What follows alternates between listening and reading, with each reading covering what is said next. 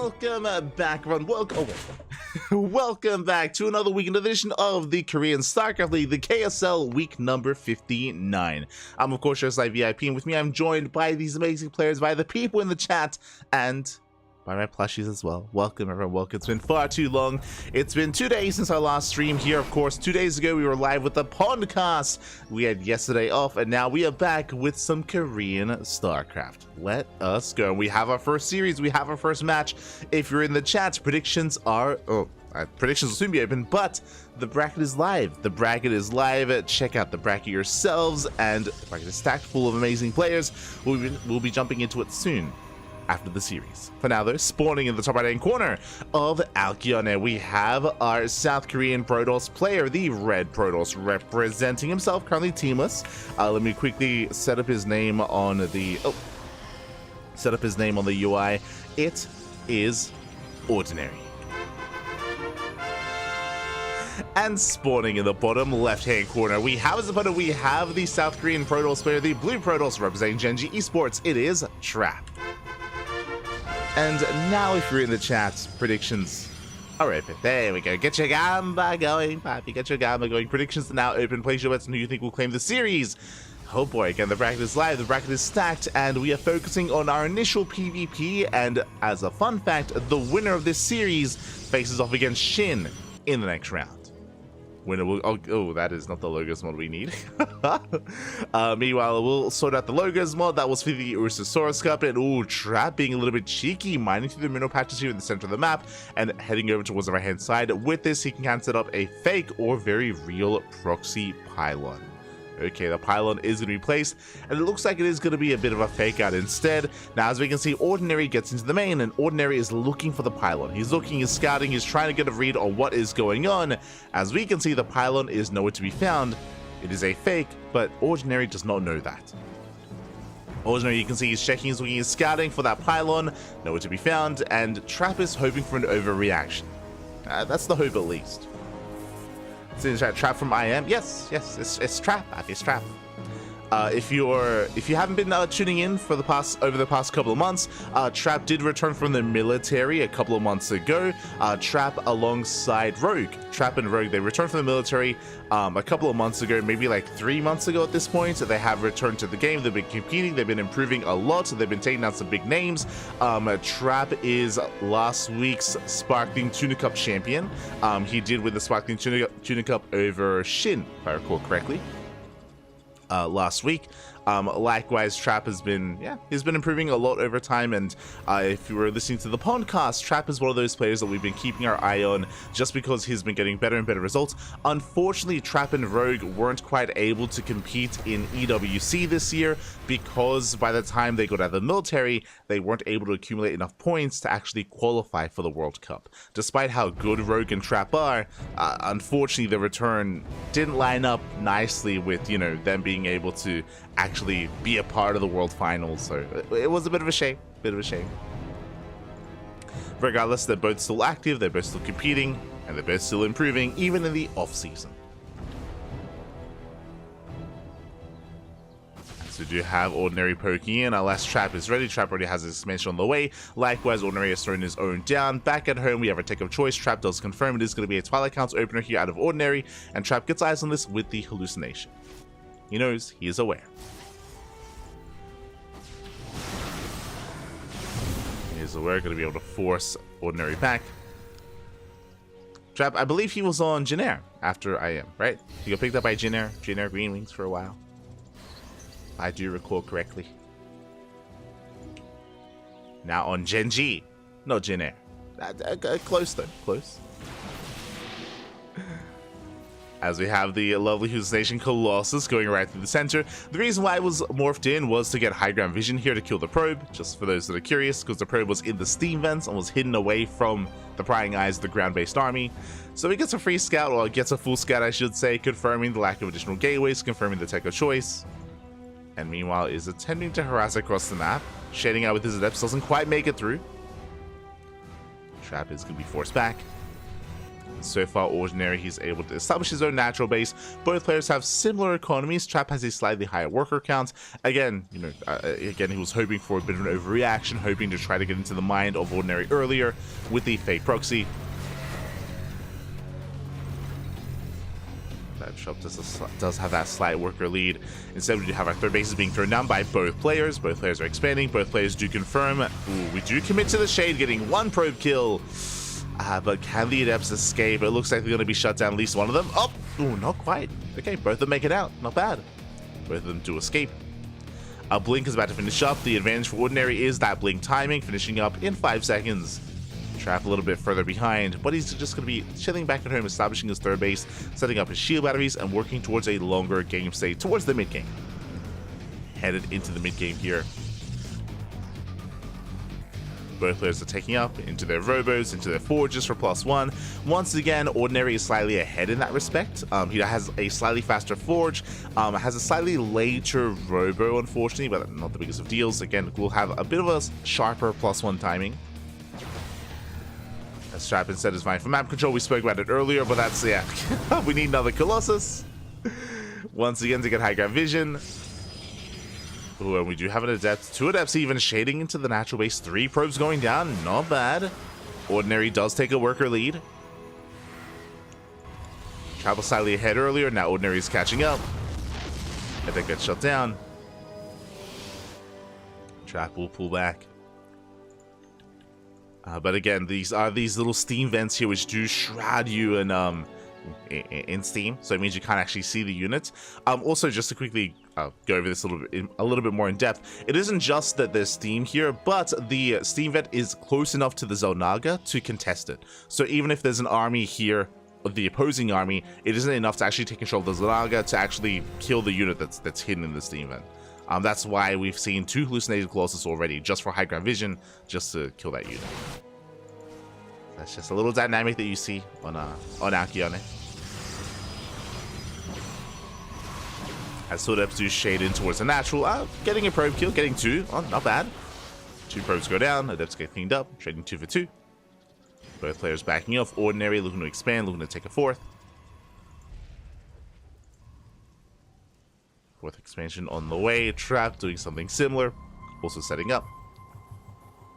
And yeah, we're just taking a more passive approach. Taking a more passive approach here, working towards a longer game state. You don't often see this kind of scenario in Korean PvP, I'll be honest. If we cast players like Hero, players like Classic, players like Nightmare, they're a lot more in each other's face. But here, Trap and Ordinary, they're just calming down. They just want a macro party. They just want to play some StarCraft. Let's go. Trap does spot it, does back off. Will pull away. I should also reiterate, just because I'm sure there are people watching, if you don't know who Ordinary is, Ordinary did go through a name change recently, over the past couple of months. Ordinary went by Chance earlier. Was known as Chance, and before that Change as well, for a very long time. Did name change to Ordinary as Chance did retire. He retired, I want to say last year. Sometime last year, did retire, did step away from the game, and now has returned a couple of months ago under a new ID. And I think his ID is a little bit reflective of his current state as well. Smote. Yeah, you're not just Ordinary, Pop. You're good. You're a good player. But does go by Ordinary now.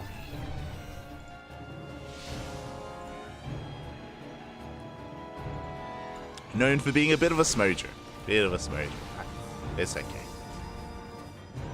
This Trap is moving out. Again, now built up with a good amount of charge, lots of Immortals and Archons. I mean, this is the kind of army composition we look for here in the mid-game of PvP. Likewise, Ordinary, not too far behind. A little bit more Zealot heavy, unfortunately. So more Zealot heavy from the side of Ordinary, but still keeping up, as both army sizes are quite comparable. when it comes to these armies clashing, a lot of it is going to come down to the army control. These Zealots have a lot of potential. They're ideal against Stalkers and Immortals, that is true, but likewise Zealots they melt against Archons. That's why Archons get incorporated, and likewise if the Zealots, if they charge in a little bit too quickly, if they get into the Archons, if they take too many volleys to the face, then I mean that can be game then and there. Now Chance or Ordinary is maxed out. Is maxed, does hit the gold, Trap in a bit of an awkward position, has to pull back. Respecting the army size here of Ordinary, splits up his forces. Archons from the left, they do get some good service area here on those Zealots. Now the first Archon does go down, Trap has to back off, he does have shield batteries. Does have that overcharge if he needs it. Meanwhile, Immortal going down on the right hand side, and I'm not so sure if Trap can save that gold. The gold is under fire, Trap still being very patient. There's that overcharge. You could argue a little bit premature. Overcharge is spent. Ordinary is up at Immortal. Zealous moving in from the left hand side. Ordinary going for the surround. It comes in from behind. Archons not quite where they need to be. Likewise, Trappy dies on the Immortals. Immortals are going down. There's one Immortal left. At the same time, Zealous, they do get some nice damage here on the left. They get on top of another Immortal. GG gets caught in Ordinary. He breaks through. And he will take game number 1. Whew. GG. Again, Ordinary able to overwhelm. Trap was in a really awkward position, and I'm not so sure if it was the best idea for Trap to try to hold the goal base. Like, Trap, he was spread thin. His army was spread out in a really awkward, again, position there defensively between his goal base and his third, and upon doing so, he was vulnerable on the left-hand side to that Zealot flank. Likewise, the overcharge didn't really come into play. Looks like he was trying to top up his army, but it wasn't quite able to make the best use of that overcharge in the end. GG. Oh, can I get rid of the logos mod? Try. With that, GG, well played. Ordinary takes a lead in the series, and now we're getting to game number 2. And again, he's not so ordinary, Pappy. God damn it. Este chance. Takes game 1. Now we're getting into game number 2. Again, both players were both just backing off each other, just working towards that mid to late game, working towards those, almost maxed out armies. And Ordinary did have a nice engage. Now we're getting into game number 2, and spawning in the top left-hand corner of Oceanborn, we have the red Protoss player from South Korea. It is Ordinary. Leading the series 1-0, and spawning in the bottom right-hand corner, we have the South Korean Protoss player, the blue Protoss representing Genji Esports. It is Trap.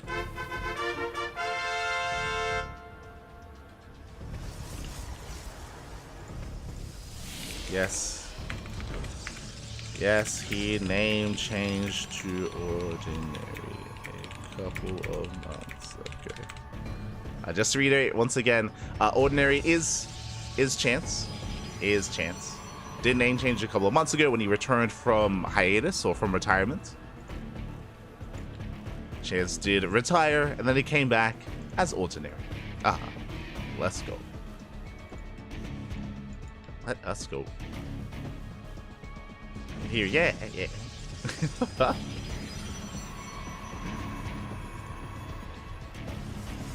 Giving you information at twice the speed. Let's go. Also, I do apologize as well if I do sound a little bit drowsy throughout the broadcast, or if I sound a little bit out of it. I just couldn't sleep today. I don't know why. I just couldn't get any rest. I was lying in bed for like 5 hours. I couldn't sleep. I couldn't sleep. So I think I got 3 hours sleep. Then the alarm went off, and I was like, "Let's go." So I'm very sleep deprived, but it's fine, Papi. It's fine. We're here to cast some StarCraft. We made it. Well, now though, 2-gate opener all around, double adept. Likewise, we have Stalker Sentry here from our red Protoss. So a bit of a more aggressive start here from Trap. With Double Adept, we're going to be able to get across the map. We're going to be able to threaten the mineral lines as well. It's just more aggressive opener here out of Trap. Meanwhile, Ordinary, back at home, going Stalker Sentry. Opening up Stalker Sentry. With this, a bit of a more defensive opener. Sentry allows us to scout across the map with Hallucination. Allows us to get a read on what Trap is up to. Speaking of aggression, Trap isn't just opening up Double Adept, and a Stargate as well. So it's going to be Adepts on the ground, and it's going to be Oracles in the sky. The goal here, the entire purpose of this opener here for Trap, is economic damage. He needs to kill some workers. He needs to make this worth his while. Well, let's go. Adepts are moving out. Will threaten the initial units. One probe does fall, likewise delaying the expansion. Ooh, Ordinary getting up to 500 minerals, so big delay there on the base. Not bad here by Trap. Does delay, threatens a shade. So far, Ordinary's keeping up, but it's about the main. It's about, is he ready for the Oracle? As the Oracle has begun, halfway done now at this point. Twilight Council on the way. It's going to be for Blink for both players. Players head in that direction. Hallucination does get eyes on the main army, but but Ordinary, he does have to get across the map. He does have to scout that Stargate. Hallucination moves out. Probe's going down to the main. Hallucination will get into the main base, will get eyes on the Stargate, but is Ordinary paying attention, or is he busy with the Adepts? That is going to be 2 probe kills already. The force field's not ideal. Getting up to 5 worker kills. Oh, getting up to 6. 6 probes go down. Ordinary is in position. Oracle cannot dive in. Not yet. There we go. Hallucination does confirm. Second Oracle's on the way. And Ordinary's ready for it. But he does lose a lot of workers here to the Adepts. Again, that was a bit of a mishandled defense with those force fields, with the sentries. And two Oracles can one-shot workers. 2 Adepts can as well. They can one-shot.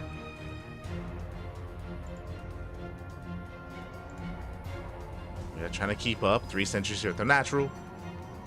Able to hold their own. The Hallucinations as well. Let's go.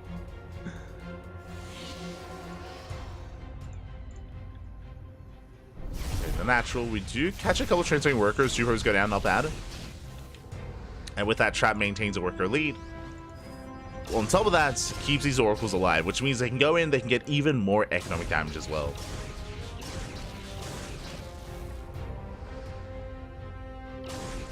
See in chat, he's chance on Wikipedia. Yeah, we should probably fix that. True.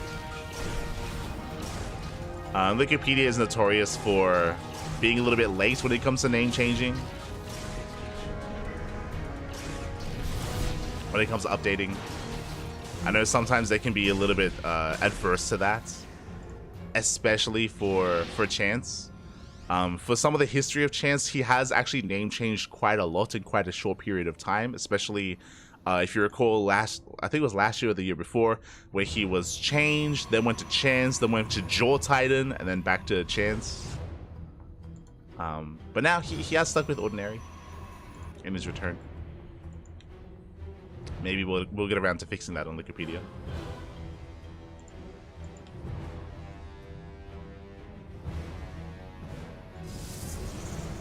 As we do have Trap taking his third. Still threatening with those Oracles. Likewise, Mass Stalker on the right-hand side.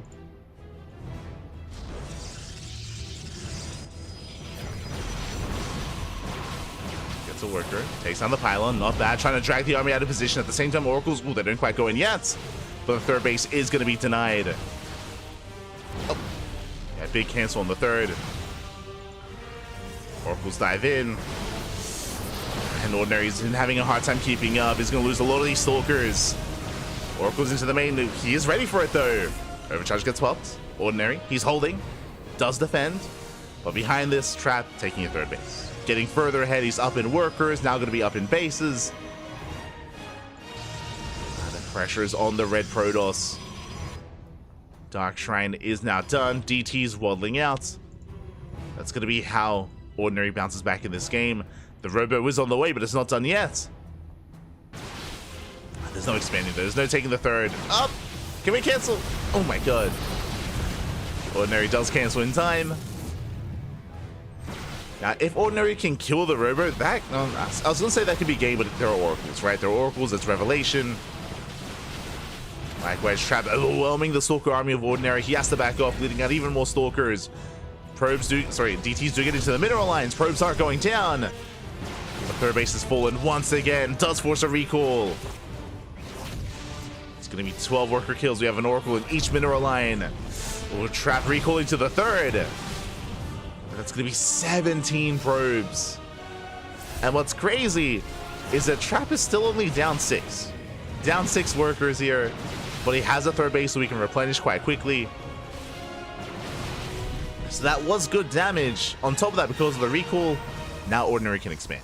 Right? Now Ordinary can finally expand, can take his third base. Let's go. He's still in this. Still very much so in this here. Moving out for some map control.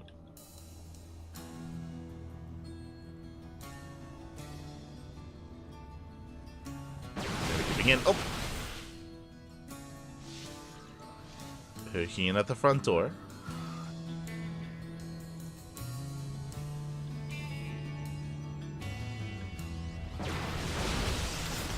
Gets the Stalker. Gets the Stalker, backs up. Trap is catching up, now down 3 workers. Down 4. Ooh, these are some rough trades though for Ordinary. He has to retreat. Has to respect the army. Oracle into the main. And there's a shield battery.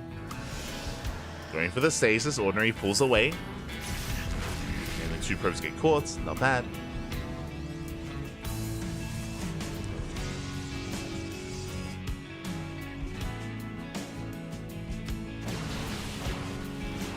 As the game is stabilizing. Trap breaking out. Getting a 4. Ordinary dipping in. The stasis up! Ooh, does get caught. No, does get caught by the stasis. Every single Stalker. Not like this. And Trap, it was a trap. Is set up to punish this. Warping in another Zealots. Waiting for the stasis to run out.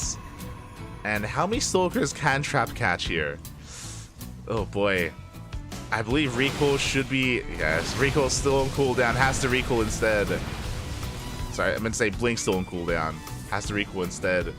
Oof. So a brutal loss there for our red Protoss. That was what, 3-4 Stalkers going down. Behind this we can see Ordinary going into Erotic Bay. Is going to be a Bay follow-up for Disruptors. Ordinary working towards Disruptor production. Moving out with more DTs. There's an Observer in position. Trap does confirm. The 4th is confirmed, but Trap will clean this up.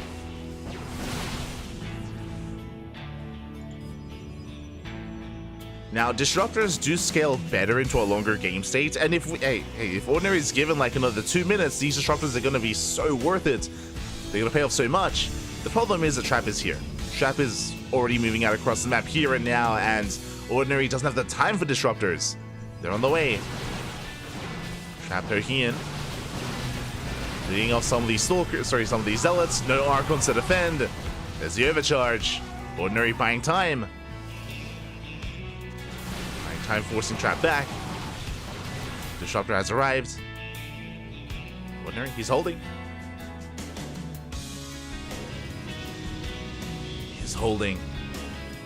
And Trap has no idea about the Disruptors. There's 1, soon to be 2. And Ordinary just needs a little bit more time. Trap pushing in. Nova gets off. Oh, grazes the army. Takes down 2 Stalkers. Not ideal. And here we go. Trap, he commits. Commits up the ramp. Overcharge is on cooldown. And Trap, he's up against the wall. Another Disruptor is about to pop, but is it going to be enough? It's going to be close. Zealots again, they're tanking a lot of shots. There's still that 1 Immortal here in the backline as well. Disruptor has arrived. Shells the Nova. Oh, that doesn't quite connect. Nova zones away. We have reinforcements coming in. Ordinary does have the higher worker count. He does have reinforcements, and now there are no more Zealots. Ordinary, he's holding. Gets the Archon. Archon goes down. Another overcharge. Let's go. Other Disruptor. Disruptor tells overextend. No more Novas. It's still a tough defense here for Ordinary. Another Warpin coming in, Overcharge running out. Trap is still overwhelming, has a much larger army supply. And with Zealots coming in, looks like Trap will overwhelm. A snowballing out of control, takes down the main army. GG gets called, and Trap will tap the series 1-1. We are going to the ace match. GG. We're going all the way to game 3 to find out how this story ends. It was still quite close though. Again, when it came to those disruptors, if we had some slightly better connections, maybe Ordinary holds. Maybe he defends. Maybe he holds, and maybe we see a 2-0 in favor of Ordinary. Alas, GG, well played. We're getting into game number 3.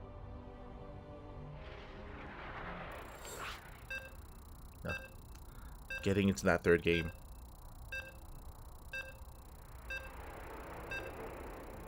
Here we go. Oh, the puns, Pappy, the puns.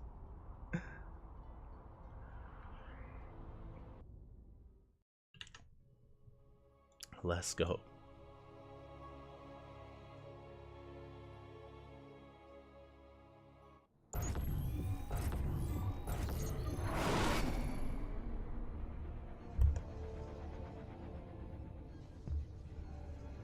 Here we go. We're getting to our next game, and spawning in the bottom right-hand corner of GoldenEye, we have the South Korean Protoss, the red Protoss player. Oh, currently teamless. He is Ordinary. I'll fix up the UI. I'll get there. God damn it.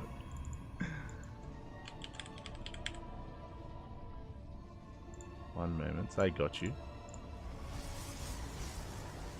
There we go. And spawning in the top left-hand corner, we have the South Korean Protoss player representing Genji Esports, tying up the series 1-1. It is Trap. Beautiful. Beautiful. We have our PvP. We have our ace match. And again, this could honestly go either way. Even in that previous game, I can definitely see Ordinary surviving that attack and bouncing back again. Some of those purification overs were lackluster. They weren't ideal, getting like 2-3 units at a time, if any at all. It was a close defense. And we find ourselves in game 3. We haven't seen any crazy proxies in the early game yet so far. We had Trap with the fake proxy pylon in game 1, but not much more than that. Probe moving out for a scout towards the left-hand side. Eyes are on you, Trap. Hiding the probe goes to the pylon. Pylon is thrown down, but once again, is this just a fake proxy pylon, or does he intend to make use of it? As the probe does dip out and dips back. Okay, he's coming back. Trappy does throw back around, and this wouldn't be a bad location for a proxy robo. Is close by ground. Cybercore is done. Show us the Robo or the Stargate. What's it going to be? I'm leaning towards Robo. There it is. Robo has been placed. Trap is going for a 1-base all-in. So 1-base all-in by Trap. Ordinary currently is in the dark. He is scouting with the probe, and just like game 1, Ordinary does confirm, second pylon is missing. The pylon is not where it should be, and it's on Ordinary to find out where it is.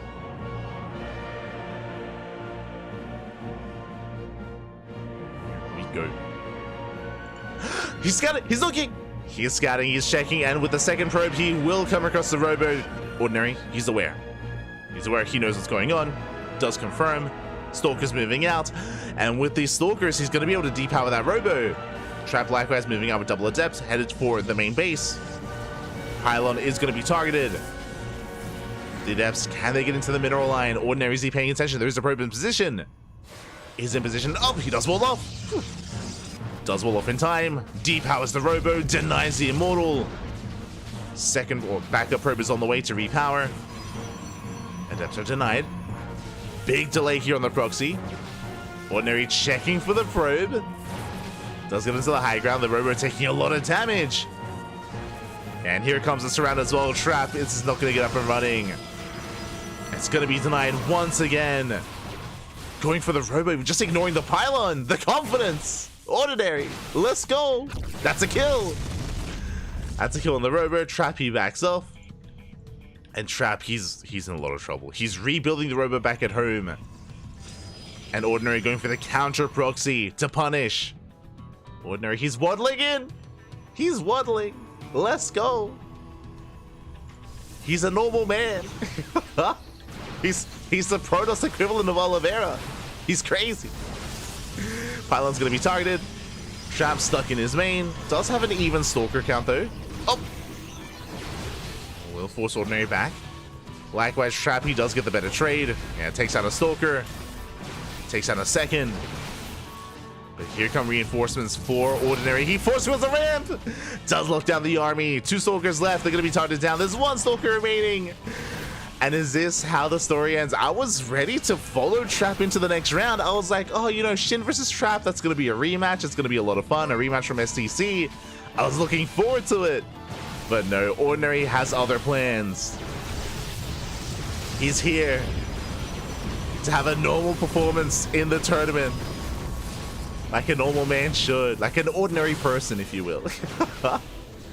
Takes out the Stalkers, takes out the Pylon. Forced out of the main thanks to the Immortal, but he can target down the Nexus. And that's going to be 400 minerals down the drain. Meanwhile, across the map, Adepts, they try to shade in. Alas, there's a full wall. Trap is denied. Expansion goes down. Back at home, it's not a one base all in. Ordinary is expanding.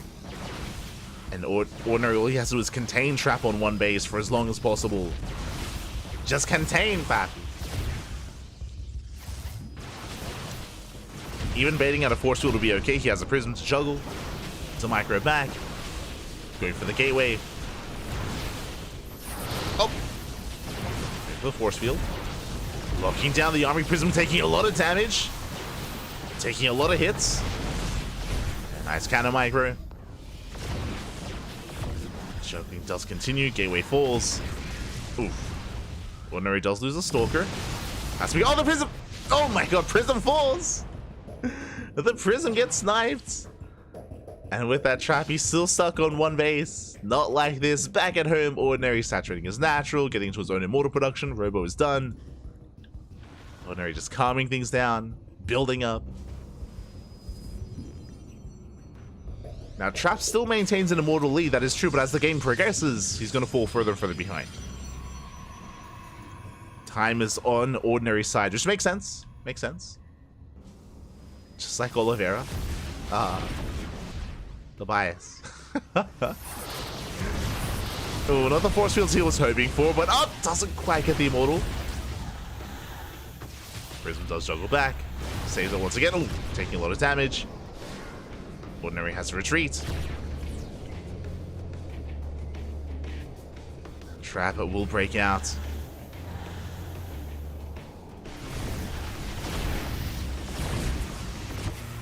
Meanwhile, Adepts, they get into the main. They're not going to get much done, thankfully. Trap able to respond in time, but Stalkers, they bust in and they're just keeping Trap busy. I say that Trap, he does only turn around with his Prism, but he's moving out with everything else. He's moving out with the rest of his army.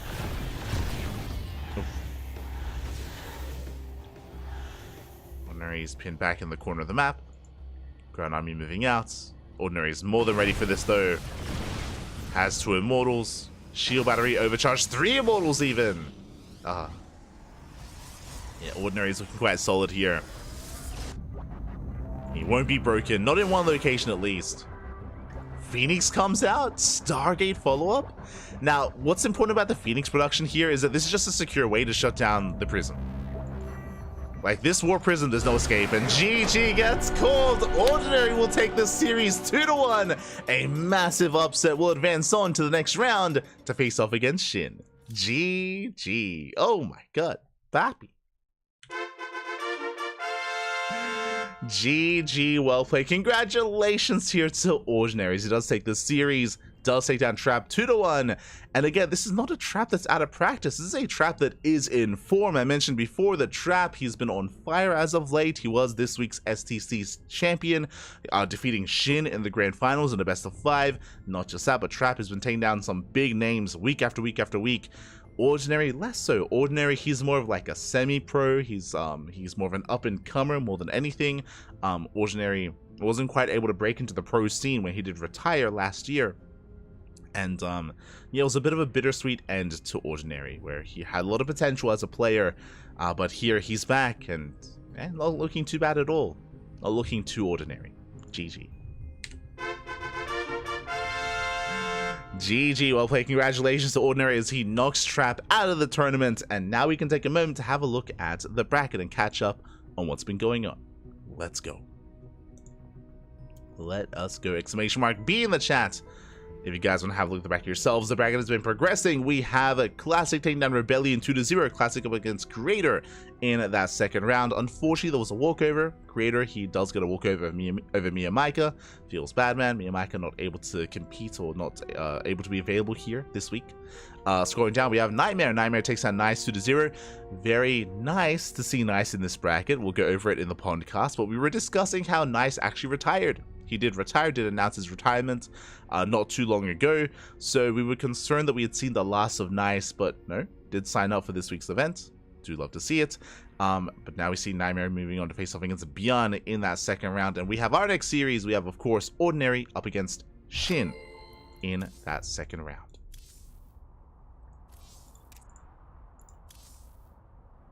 Let's go.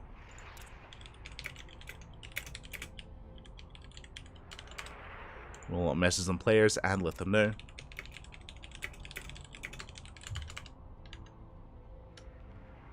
Well, let them know.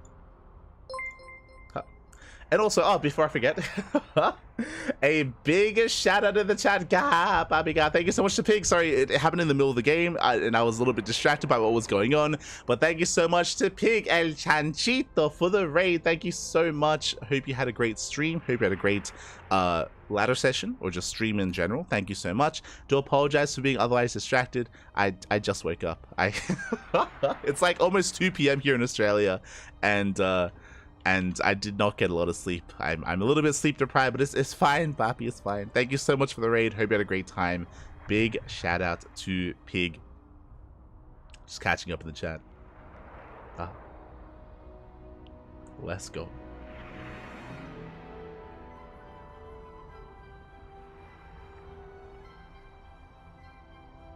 Here we go.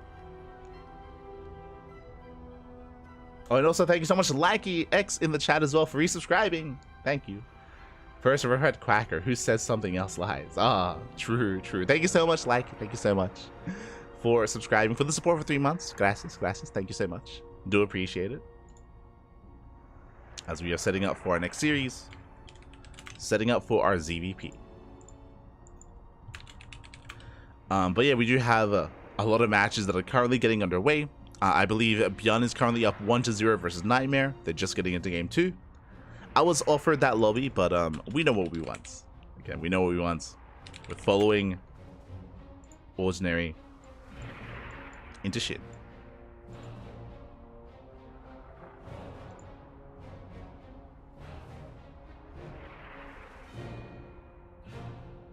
Here we go.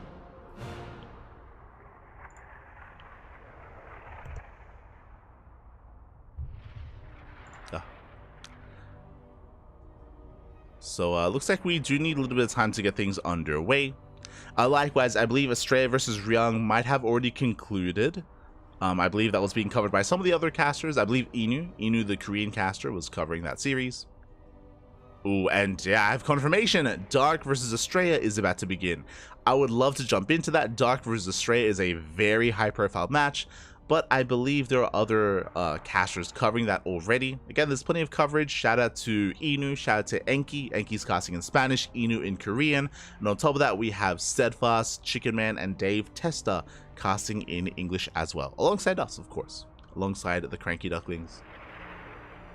Oh. So there's a lot of English coverage, and we're trying to stay spread out. We're trying to stay spread, at least in the early rounds, and then we'll meet up for the semis. Meet up for the semis and the grand finals. That is the plan.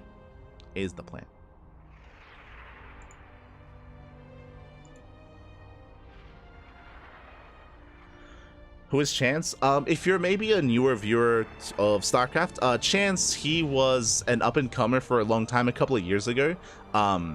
If you're, I guess, to put things into perspective, he was like, if you remember Percival, like Percival, Rebellion, Lunacy, for example, 3-Point, Honmono, Genio, all these guys, they all kind of rose up during, I mean, I say all of them, Rebellion rose up a little bit earlier, but a lot of them kind of rose up during the COVID era of StarCraft, like 2020. A lot of them, they all started committing a lot more time to StarCraft, all started improving.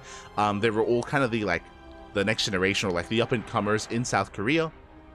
And I would say that Chance was kind of leading the pack. I would say I would have placed Chance above Percival and Genio and Quanta and Honmono.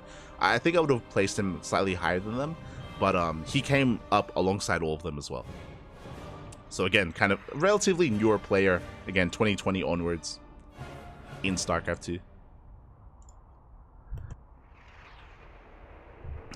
But he always kind of fell short a little bit. Chance, I believe he never qualified for Code S. He was always there in the qualifiers, always had some good performances, but never quite qualified for Code S. He was always just barely short. So he was like a Code A player in a way, which is what I'm referring to all these others, the other names that I mentioned. So more of like a Code A player, would be very active in the online tournament scene, but never quite translated that success into offline play. And then he retired. He did step away. He did retire. I want to say end of last year. I'll have to double check the exact date. I want to say like end of last year he retired. But he recently, as of a couple of months ago, came back. He came back to the game and he name changed. He name changed from Chance to Ordinary. Chance was always very humble and very a little bit what's the best way to put it? I don't know. Not self-deprecating, but he was always like very harsh on himself. He was always very harsh on himself. He reminded me a little bit of Creator, for example, or always very emotional whenever he wouldn't quite qualify and he would put himself down.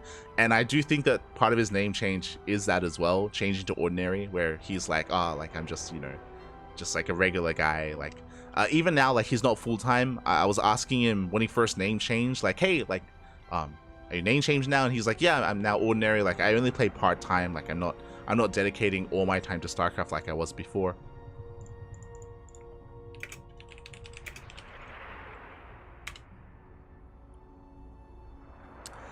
Wasn't dedicating all his time to StarCraft like it was before. So right now, just a part-time player, which is why it's impressive to see him defeat Trap. Very impressive. Very impressive.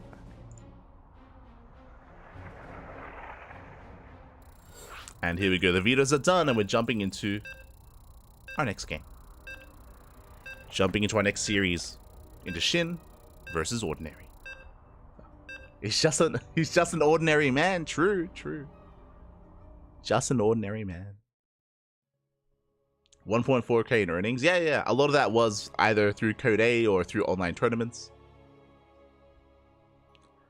Like he wasn't, it's not like he never really made a dent into the scene. Again, that's why I would have rated him slightly higher than some of those other up-and-coming Korean players, but yeah, did step away. Now has stepped back in. And spawning in the top right-hand corner of Alkyone, we have our South Korean Zerg player. The red Zerg representing Gaiman Gladiators, it is Shin. I'll fix up the name. And spawning in the bottom left-hand corner, we have his opponent. We have the South Korean Protoss player. The blue Protoss, it is Ordinary. And if you're in the chat, you know what time it is. It's time to get your gamba going as predictions are now open. Place your bets on who you think will claim the series, on who you think will advance on into the semifinals. Here we go. Again, I was fully expecting this to be a rematch between Shin and Trap. I was ready for a rematch. I was ready to see Shin and Trap again. Alas, Ordinary did deny that, did shut Trap down, but now he's up against the beast that is Shin. We're going for the gold. Shin is a very aggressive, very chaotic player. He's always in your face. It was last week where we actually casted Shin in a best of 5 versus Max Packs, and Shin actually defeated Max Packs in that best of 5. It was in the grand finals of the Wardy TV Monday Cup. I do recommend the VODs. It was a lot of fun. And fun fact, it went all the way to the ace match. And how did Shin defeat Max Packs in that ace match? 12 full drone pool. Shit, he cheesed the hell out of Max in that series. Like, game after game after game, like constant gold bases and just all-ins off of 2 bases, off of 3 bases. And again, the series ended in a 12 pool drone pool. It was just like such a great way to end the series as well, and to shut Max down. But now, of course, fresh series, gold base, main darting over, and Ordinary does spot the main art. He does spot all the drones. Ordinary is aware of the gold. He is aware of the gold base. And we'll see if Ordinary can punish said gold. It's not too easy. You can do so with Adepts, for example, with Oracles as well. Shin is going to be very split apart. He's going to be very spread thin between his gold and his main, or his main and I guess his quote-unquote natural base. We'll see if Ordinary can abuse that, as it is going to be a Stargate opener here from the Protoss. Back at home, just getting into our queens, droning on up, saturating our bases.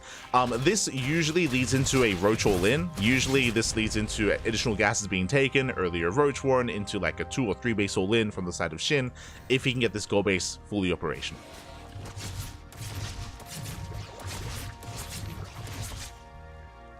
Ling Flood's also possible as well for Shin, like a Ling Bane bust. There's going to be a lot available to him.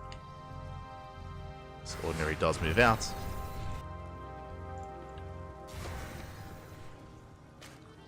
The Adepts are being active.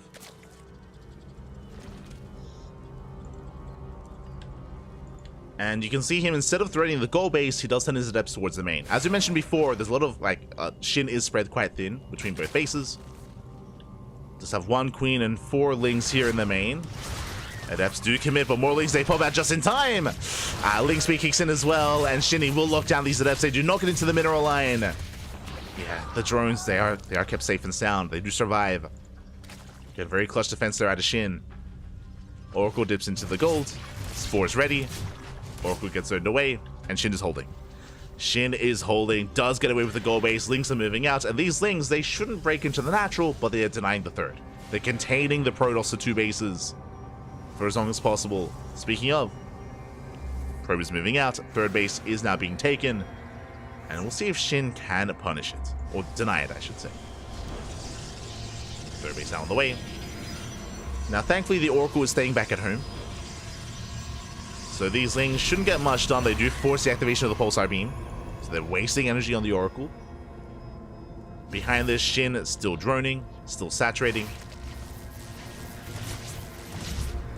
The creep is slowly spreading towards the bases here of Ordinary. Slowly encroaching the bases even.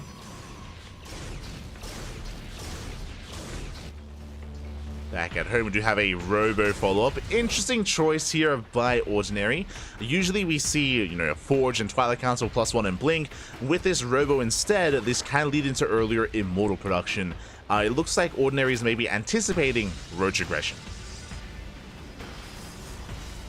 As we can see, though, that's 24 Lings on the way. that's a lot of Lings, back. That's a lot of Lings. Stasis trap here in the main. Oh! Not quite catching many workers. 2 drones do get caught out. And you can see Shin is getting ready for a Ling Queen all-in. Immortals, they're not going to help too much against this kind of army. They help against Roaches, less so against Ling Queen. And Lings, they've already arrived. They're going for the shield battery. Overcharge gets popped. So far, we do deny service area on the shield battery. Nice force field. But the Queens have arrived. Overcharge about to run out. And again, the Robo production looks to be a little bit too little too late. As Lings are breaking through, shield battery goes down. Again, nice force fields, buying time. We do recall back home, or recall out of the 3rd into the natural. Yeah, Ordinary forced to abandon the expansion, and the 3rd base should fall.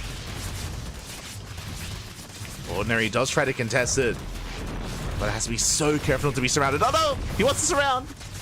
Shit, he wants it. Doesn't quite get it. Gets the expansion. Ooh. Is forced to engage. And does get the surround off. Sentries going down. Adepts as well. And just a brutal trade here for Ordinary. Did overextend. And Ordinary is going to be able to hold on to 2 bases, but he lost so many sentries. So many sentries just went down. Behind this, Shin re-droning. Getting into Ling Hydra. Does catch all the queens. Not bad. The queens are cleaned up. That's not insignificant. But the problem here is that Ordinary stuck. Ordinary stuck on this 3-base setup. He has to try to move out. Shin hasn't been droning too much behind this, but he has the goal base, so despite the lower worker count for Shin, his economy is actually greater than it looks. Lair is done. Hydra just now finishing. Hydra upgrades on the way. Shin working towards Ling Hydra.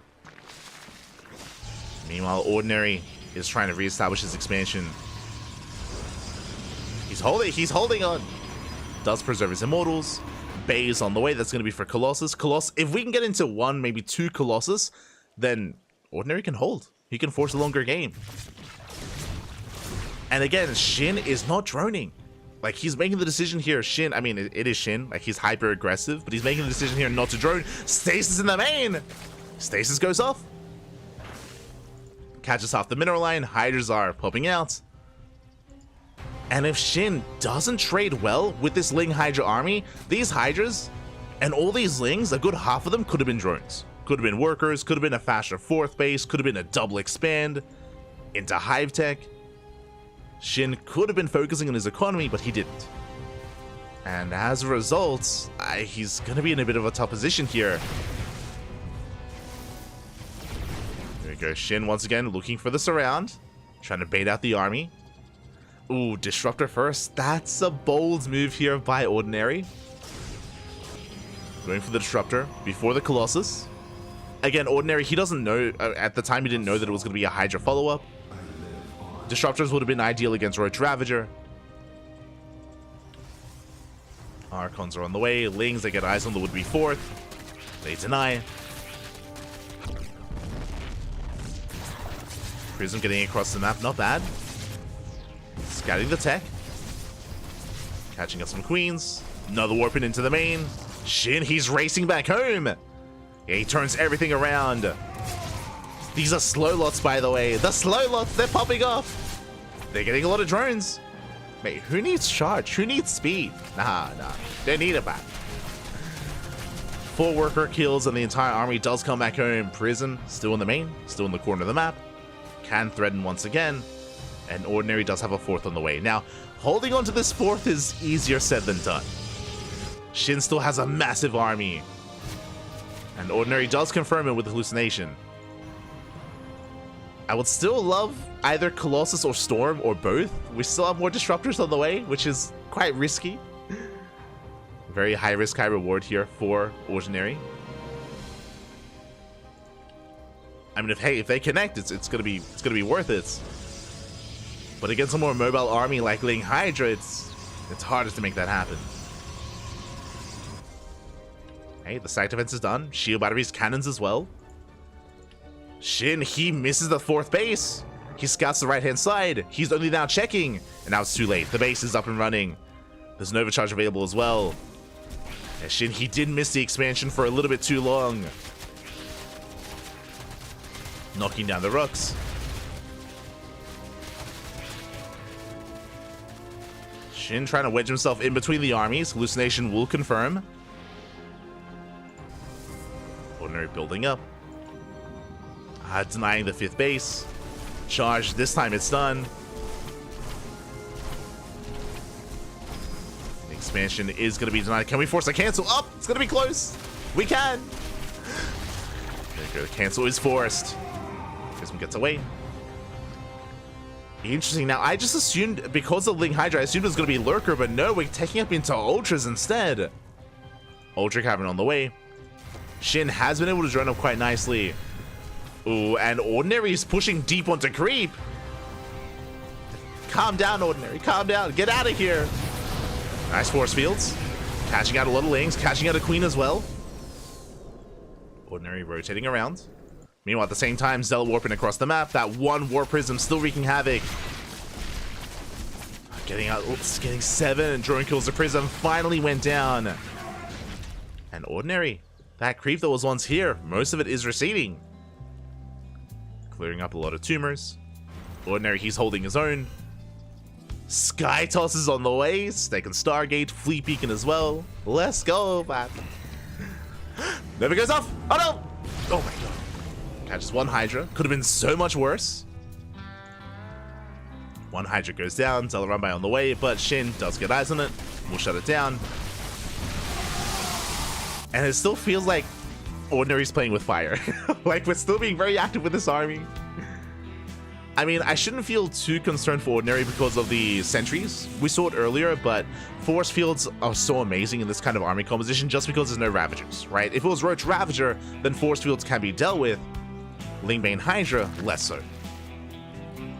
So force fields can slice up this army quite nicely. I mean, that's what the Ultras are going to be for. Ultras are on the way. Kind of spading is now done. Meanwhile, that Prism slipping into the main. Shin is ready for it. This time Shin is prepared. Shin almost committing. Skytoss production has begun. 2 carriers on the way. Again, Ordinary needs a little bit more time. Once again, getting very adventurous with his army. Shin setting up a surround coming from behind. He's committing. Never's going up. Some okay connections. Nice force fields. Yeah, the force fields do by. Oh no! Oh, massive Novas. Hydras are falling. But alas, Ordinary has to back off. He has to pull back, pull away. Shin is maxed. Again, it was only one Ultra to break the force fields. He's pushing in. Decent split. 3 Hydras go down. The Mothership has arrived. The surround comes in. And Shinny gets caught out. He has overextended. And Ordinary, he's snowballing out of control. Here comes the move out. Now with carriers, with a Mothership, with Mass Archon. And Shin, what does he have left? He's got 4 Ultras. 4 Ultras on the way. Lings as well. Spire just began. Shin was not ready for Skytoss. He's not ready for this army. Yeah, the Ultras are going to melt here against the Archons and the Immortals. You do have a massive Ling counterattack. Trying to pull away the Protoss. But Ordinary, it looks like he should have done it from here. Hydras are trying to hold their own. Ultras are going down. Yeah, the Hydras, against this kind of army, they just melt so quick. The Hydras, they do nothing. Shin trying to stutter step back. GG gets called. There's nothing left. In Ordinary, he brings it back, taking game number 1. Whew. GG. Let's go. GG, well played, Ordinary. Despite losing his 3rd base, we mentioned it at the time, Shin was a little bit too aggressive. We spoke about it, how despite Shin shutting down the 3rd base, killing the 3rd, and containing his opponent on 2 bases, Shin wasn't droning. He made the decision not to, right? He made the decision not to drone, not to saturate his bases, not to rush into a 4th, a 5th, not to tech up. To be fair, I do think that part of that may also be because Shin was maybe expecting an all-in. Like, after he killed the 3rd base, the chances of there being an all-in as a follow-up, I mean, it makes sense. Does make sense. As we saw, though, it was anything but. There was no 2-base all-in. Instead, Ordinary, he was able to turtle up, take his 4th base, take his 3rd base, slowly establish it, take a 4th as well. If you remember, another pivotal moment was when Shin was scouting for the 4th, and he missed it. Remember, Shin, he kept checking the southern location for the 4th base, and he took a little bit longer to check the northern location. By the time he did, the cannons and the shield batteries were done. So the 4th was established, and Shin couldn't delay it any further. So there were a couple of like key moments here and there where Shin wasn't quite able to slow down his Protoss opponent, slow down Ordinary, and Ordinary did snowball out of control. GG. GG, well played. And now we're getting into game number 2, and spawning in the bottom right-hand corner, we have, once again, the favorite player in this series. Trap was favored as well, but they both ended up falling, and does it happen again? We have the South Korean Zerg player, the Red Zerg representing Gaiman Gladiators. It is Shin. And spawning in the top left-hand corner, we have his opponent. We have the blue Protoss player from land of South Korea. It is Ordinary.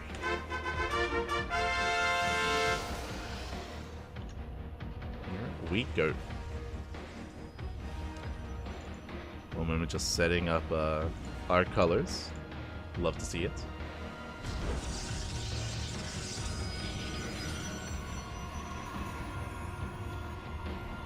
we go. As we are going to be settling in. Ordinary opening up with a standard opener, gate expand. Meanwhile, Shin is not going to be tempted for the gold. And I don't think that was I don't think the gold base was a bad choice there by Shin. Shin, he achieved a lot with it. Remember, it was a better start for Shin where he was able to not just kill the third base of Ordinary, but also catch so many sentries. He traded well, did trade quite nicely. Some of the things that worked against Shin was he got all of his queens caught, so the queen count was reset. And as we mentioned, in the aftermath, Shin took him a long time to drone up. Took him a long time to take a fourth base, to saturate a fourth base as well, to get into his economy, and Shin was punished for it. He was punished, and we'll see if he can tighten things up here and maybe have a little bit more of a macro kind of outlook here in game number 2. We'll see, because Shin can macro. Like, he's hyper aggressive, yes, when he wants to be, but doesn't mean he can't, you know, play out a standard game if he needs to. He can.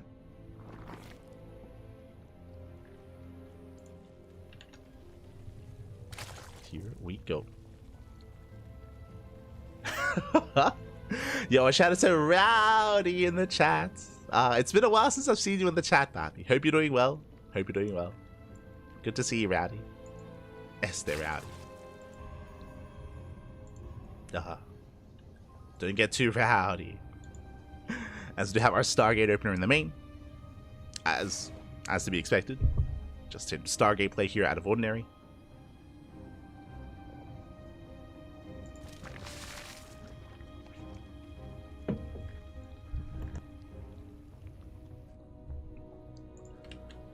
Likewise, Shin pulling back, just getting into his third, droning up.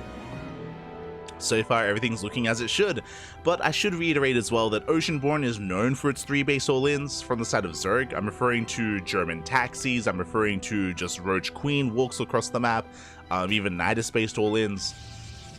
We've seen a lot of 3-base aggression from Zerg on Oceanborn.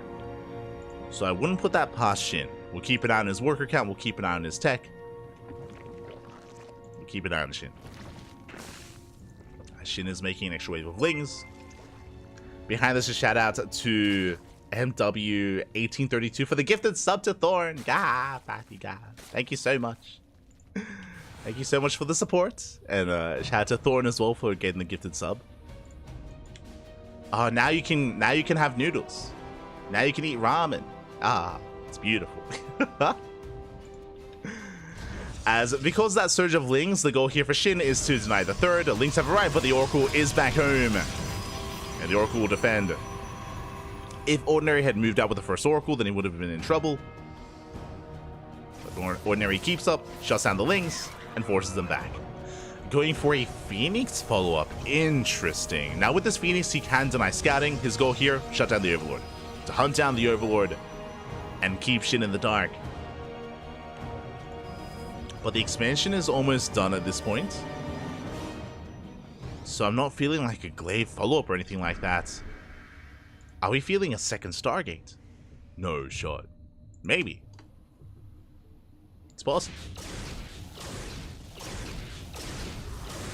Meanwhile, Roach Warren was thrown down at the 4-minute 30 mark. This is an earlier Roach Warren timing than normal. So a little bit suspect here. Back at home for Janus Twilight counts like a standard follow-up from the Protoss, from Ordinary. But again, usually there's no reason to rush into a Roach Warren this early on against a Stargate, right? There's no Glaive Adepts, there's no aggression. It's possible that maybe Shin is playing safe because of the Phoenix. True, he could just be playing a little bit safer here. A Phoenix opener can sometimes indicate Glaive Adepts. As Roach Warren is now done. Stage trap at the natural. Shin does react in time, does pull away. They're almost complete, and interesting, I assumed it was going to be +1 in Blink, but no, +1 in Charge going to be on the way here for Ordinary. So it's going to be Charged or Archon instead, not Blink Stalkers. Queen's zoning away that Phoenix. Gases are being taken, 4th base as well, let's go. Shin is building up. You can see Ordinary, he's looking for the tech. Basically, the lair is done, and there could be a hidden spire, there could be a Hydra Den. Ordinary is trying to figure out what exactly Shin is working with. There could even be an Infestation Pit and Swarm Host. Speaking of, the pit is on the way. And Shin has been enjoying Swarm Host play depending on the map, usually on maps like Amphion. Maps like Amphion, sometimes Crimson Court. I do recall Dark going Swarm Host to Crimson Court. That is an option here, and the Archons are confirmed. Is he willing? Yeah, Nidus on the way. It's gonna be Swarm Host, right? Like, Swarm Host is ideal against specifically a less mobile composition like Chargel Archon, less so against weak Stalkers. Yeah, no more roaches are being made as well. Show us the Swarm Host. Where are they? There they are. 6 Swarm Hosts on the way. Again, this does make the most sense against the army composition that Ordinary is going for. And it's on Ordinary to confirm. Checking the vision, Ordinary, I believe he did scout the Nidus Worm. He's aware. He didn't see the Swarm Host, and he didn't see the Infestation Pit, but the Nidus Worm is a tell. The enemy has discovered us. So he is aware that something is wrong, something is amiss. Rocks are being knocked down, 11 Swarm Hosts on the way. And there is vision on the left-hand side. They're going for the natural. Ordinary, I don't think he's fully aware of what's going on. He has a piece of the puzzle with the Nidus, but doesn't know everything. He's distracted by the Ling Roach. And there's nothing here. There's nothing at the natural. Nidus Worm does finish. Ordinary does catch a Queen and a couple of Roaches, but the Locust Wave is making his way towards the natural base. Could even go for the Robo.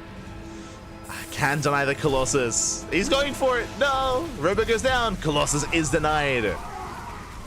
And Ordinary has to push in. Now, the plus side here is that there's that much less to defend, but there's plenty of Roaches. Plenty of Roaches. The Lings are cleaned up by the Archons, but yeah, this army is just so bare bones, forcing a recall. 1 Archon goes down. A Sentry as well. And Ordinary's in trouble.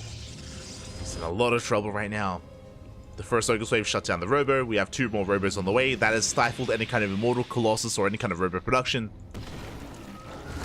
And here comes the next wave. And this time, we can go for the Nexus. The Nexus has still not recovered its shields. Still very low. Going for the Cyber Core even. Okay. I see you. I mean, go for... Why not? ¿Por qué no los dos? Why not both? Cyber Core and the Nexus. And Ordinary's getting pulled apart. Meanwhile, Shin is maxed out. Now, we have seen Ordinary recover before, that is true, but turtling up, it's not the best answer against Swarm Host play. Not when you already have momentum. Yeah, Archons are going down one after the other. Overcharge gets swapped, barely out of range. Saves 1 Archon, but not the other 3. Not like this. I shouldn't have started stepping back. Swarm Hosts are ready.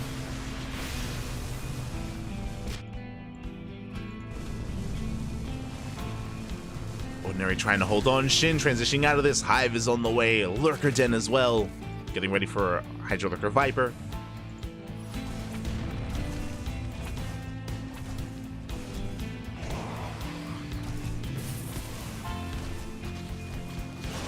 Now both Robos are back up and running. We have some Colossus, true. But I think Shin wants them. He wants the puppy. He gets 1. Oh. 1 Colossus goes down. Nice pick up here by Shin. And if Ordinary can, turtle up and defend and build up an army, then sure, he can, have a chance in this game. But for the time being, Shin, he's in the driver's seat and he's just knocking down more and more, getting more value, gaining more value. Natural base still not up and running. Colossus moving out. Oh no. And Shin comes in for the surround. No, he's going for the Colossus. He's gonna get 1. He's going for both. He's going for 2. And he will get them. Yeah, Ordinary gets caught out, gets surrounded. Both Colossus fall. Now there's just no splash damage here for Ordinary. Down to 1. Ordinary is gaining ground, but remember, the Swarm Hosts are available to defend, if need be. That's what does finish. We do need those Swarm Hosts back at home. Hydras are popping out. There's only one Colossus. Hydras are quite fragile. But that's a lot of Hydras. Oh, God. That's a lot of Hydras, Pappy. Locust Wave comes in. And Ordinary cannot push in. Not into this kind of army. Yeah, Shin with the flank. Shuts down the Colossus. And can just keep pushing.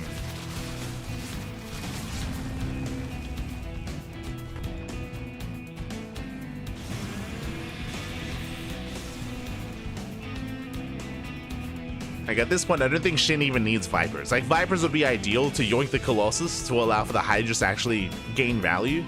But just because of how heavily ahead Shin is in supply, he can just kind of brute force his way in. It's not the most efficient, and there are 3 Colossus, so Shin has to be careful. It's not going to be the most efficient trade. They could afford it. Locust Wave here on the right-hand side. There's a lot of stack defense. Roaches get peeled off into the mineral line. Probes are going down. Oof. Very nice economic damage. 19 probe kills. At the same time, Ordinary getting across the map. Going for a big Zealot warp in. But Shin, he has made it back home in time. Does race back. Shouldn't lose too much. The Prism... Oh, even the Prism goes down as well. And here come the Vipers. This is what we spoke about. This is the nail in the coffin. How do you shut down this kind of army with abductions, man? With those Vipers.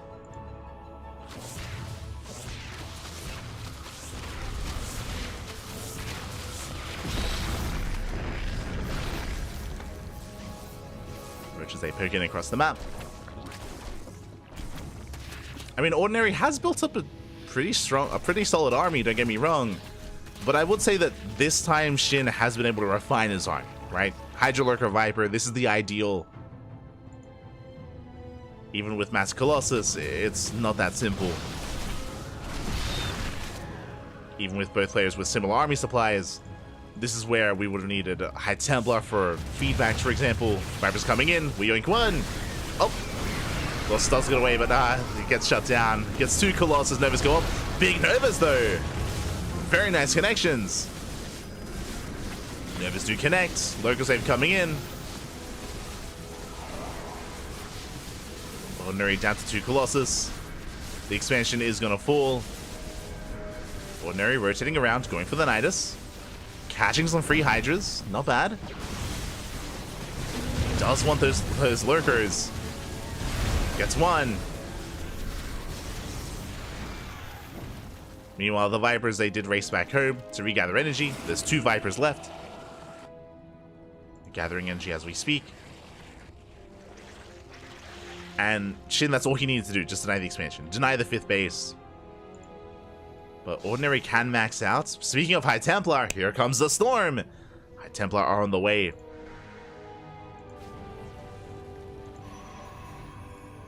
Feedbacks are going to be available. And now we have a kind of a dance between the spellcasters. If Ordinary can feedback the Vipers before they abduct, then, I mean, Ordinary can take a fight. It's all about map awareness and army positioning.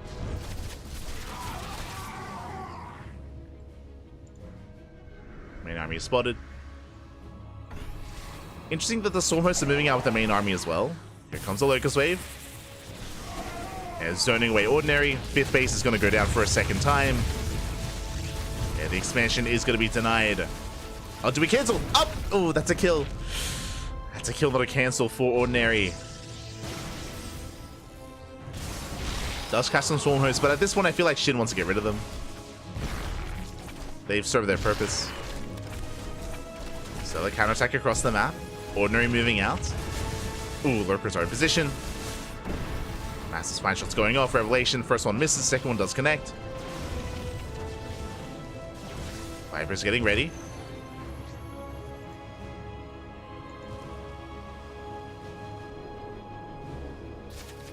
I just swim across the map. Again, Shin has a massive bank, and Ordinary wants an expansion. He just wants a 5th base.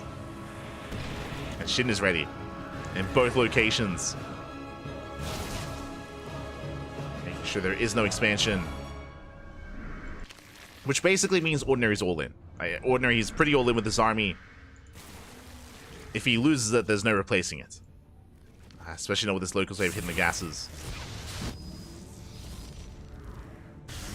Big revelation. That's 8 lurkers on the way. Ooh. Nice feedbacks. Catch them with Vipers. Oh, Vipers are caught out. Ooh. That's still a lot of lurkers though. Without disruptors, we cannot quite break this position. We're being forced back. Decent storm. But again, 0 Vipers. I mean, there's 1 gathering energy. 3 more Vipers on the way. I mean, Shin, he knows that's the unit he desperately needs. Vipers in production. Ordinary can still win this game. Rotating around. Lurkers are keeping up. Oh! Nerves go up. 2 lurkers full. Not bad. Well, brutal position. Nova once again does connect. 1 disruptor falls.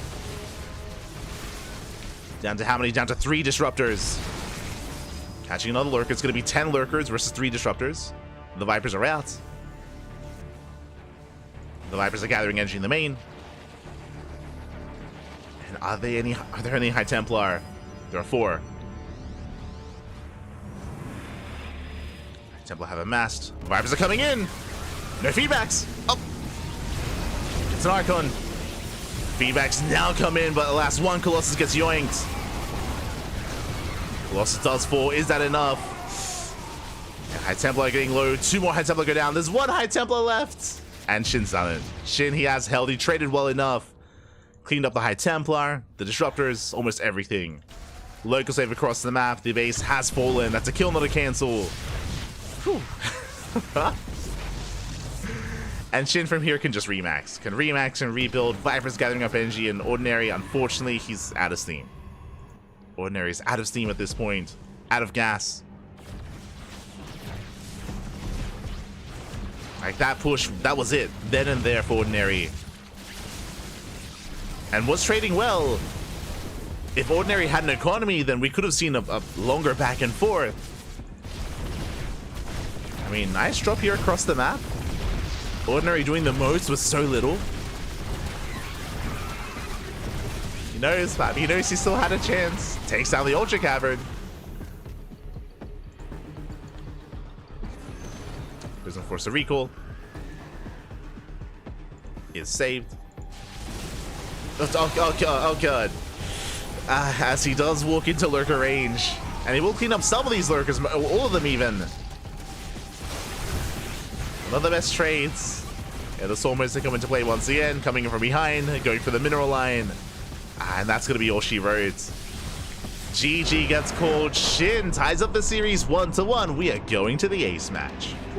GG. Oh my god.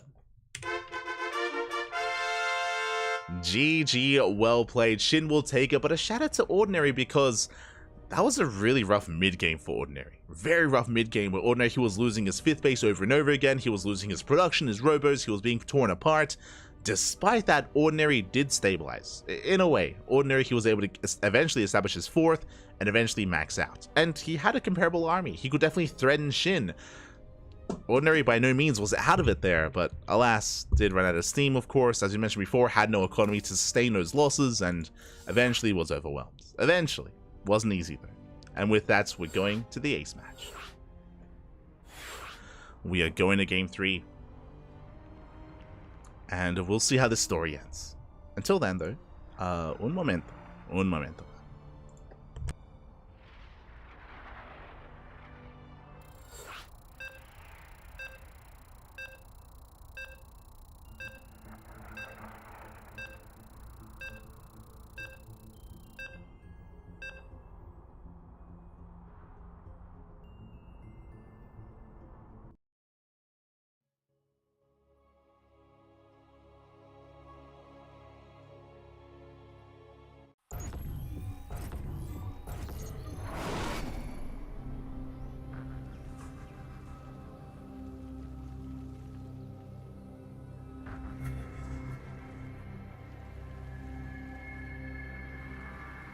And here we go, we're jumping into the ace match. I do apologize, did have to do something for a moment. But spawning in the bottom right hand corner of side Delta, we have the South Korean Zerg player, the Red Zerg representing Gaimin Gladiators. It is Shin.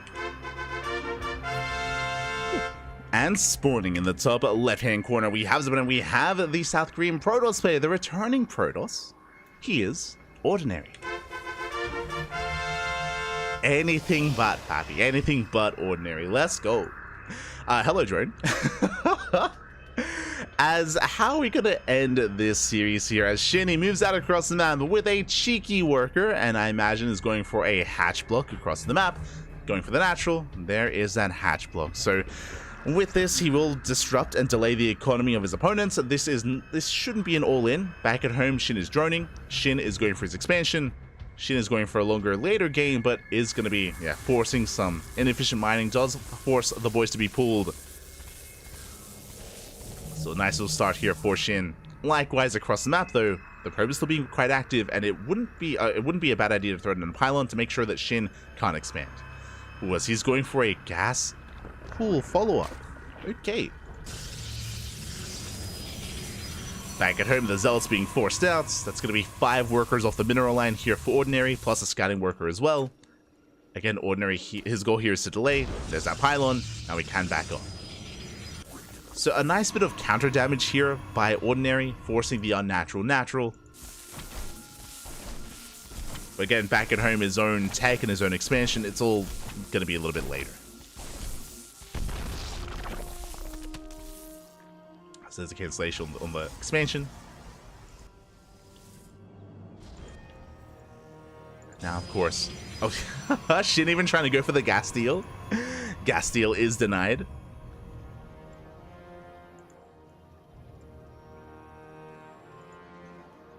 Gas steal is going to be denied. And with that, we should be able to calm things down and recover. Behind the Shin is double expanding. Makes sense just because of his delayed expansion here. Is taking 2 bases at once, rushing into Ling speed, and pulling out of gas. This tells us that Shin is not rushing into a Bailey nest, no fast lair, no fast roaches, just Ling speed and drones. I mean, technically it could lead into a Ling flood. True, could. Depth steps in. Of course, Ordinary has to confirm.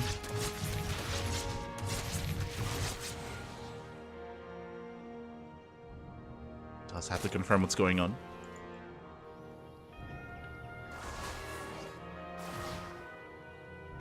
That's still more Lings on the way.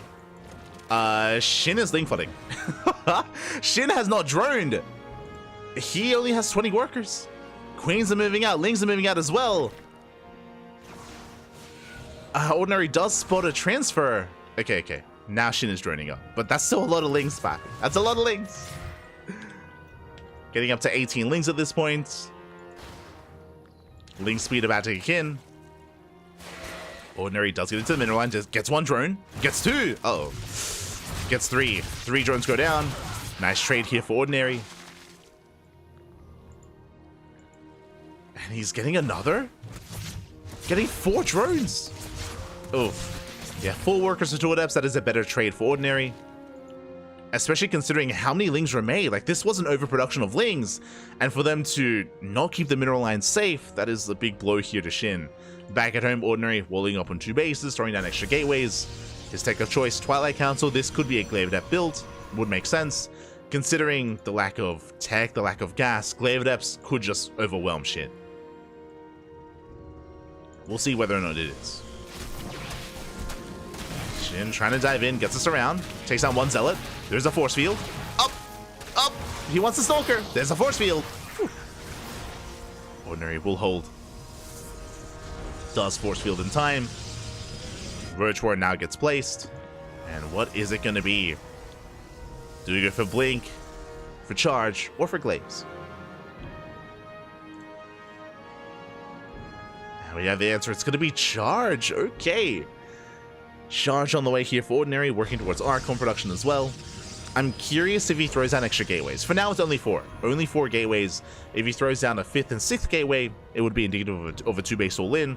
Otherwise, we could still expand behind this. Regardless, it is a very late 3rd base for the Protoss. Very late. And Shin is aware of that. Shin behind this, getting up to 2 base saturation. Roach Warren is now done. Roach is already on the way. And with that War Prism on the horizon here, it looks like it is going to be a 2 base. Oh, never mind. We are getting ready for a 3rd. Okay. Prism will be harassing and can harass with Archons. But it looks like we do want to expand. Meanwhile, Shin is in position to deny. Wings. Oh, thread and a dive. Ordinary does overextend for a moment here. Does pull away in time. And Shin is making more Lings. And Ravage. Oh, he's going all in. That's the thing with Shin, Pappy. You don't know. Is he going to drone or not? Nah, never, Pappy, never. So Shin is not droning. He's making more Lings, making more Ravagers. Shin, his goal here is not just to knock down the 3rd, but to break his opponent entirely. To break into the natural and end the game. Ravagers are waddling across the map. Lings have arrived. And the Archons are not at home to defend. They're across the map instead, trying to catch reinforcements. But they need it at home. And he's knocking down the front door. Up the wall. The wall's wide open. The Stalker goes down. Lings, they flood into the natural. There is a force field available. Ravager gets caught. Meanwhile, Archons across the map getting a lot of drones. Drones are falling. For the Lings, they catch an Immortal. Immortal gets surrounded. The main army gets surrounded as well. And this could just be it. Lings, they flood into the main. Probes are falling left and right. Again, the Archons, we needed them back at home. Not like this. Prism did race back. And these Archons will clean everything up. And Ordinary's holding. Now what's important here, he may have lost 10 workers, may have lost an Immortal, but he does survive. And he's on 3 bases. He's on 3 bases, he has a comparable worker count to Shin. That wasn't too bad. Whew. Okay, that wasn't too bad. I was concerned that even more probes would fall, but it was only 10 workers. Only 10. And again, as soon as the Archons arrived back at home, it was an easy hold for Ordinary. Well, once they got home. Things are coming in once again. Up the Zealot! That's not a full wall! Zealot goes down. Another Archon arrives. Lings have to back off. And Shin is now forced to drone. And we're in a similar position to game 1. If you were here for it, you would remember where Shin, he was eventually outscaled. It took him a little bit too long to drone up, and he was punished for it. Similarly here, where Shin is only just now droning. And I would actually favor the Protoss' position here. They're saturating the 3rd, building up Archons. Disruptor has arrived. I still feel like it's risky to go Disruptor first, but okay. Especially against a Ling-based army. It's very risky. Ordinary is pulling it off.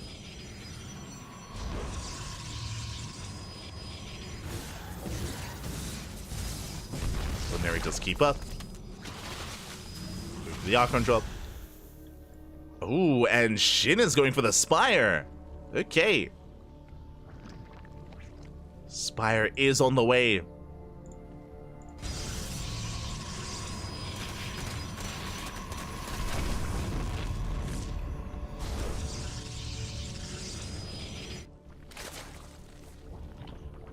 And if this goes unscouted, I mean, Shin can pop off. Bearing in mind, there's no Blink. There's no Blink, there's no Stargate, there's no potential for Phoenixes.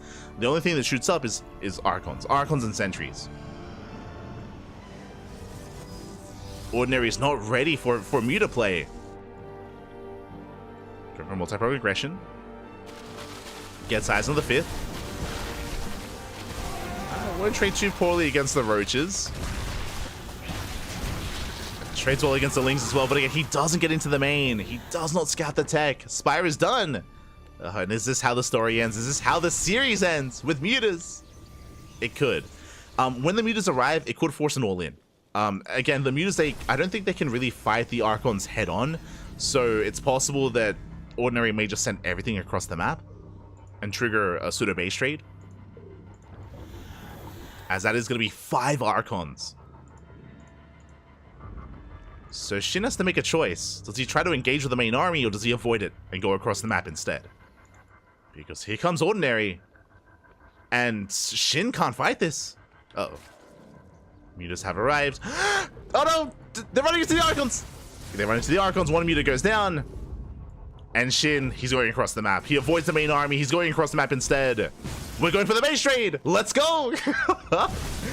Shin does pull back with the Ling Roach, only moving out the mutas. Base is going to go down. Send it, Pappy. Keep going. Mutas hit the third. And there we go. Now Shin, he commits. Now he realizes just how robust this army is. And he's going for the base trade, but this is going to be a delayed base trade for Shin. Ordinary moves out. More mutas have a right. Oh, the mutas get caught though. 3 mutas do fall. There are some defensive Archons. They trade well. They're going to be knocked down. But they take down the Lings with them. And cannons are finishing up, trying to buy time, trying to trade as best as possible. Shin goes for the ninja bases. Hatcheries thrown down all across the map. Oof. And the entire mineral line gets caught out as well. No, the stray Archon. Oof. And that's how Shin can engage the main army if Ordinary throws away Archon after Archon like that. And side defense being cleaned up. Ordinary pushing into the main. Bearing in mind, Ordinary does have a recall. He can recall back home. As he will shut down the natural.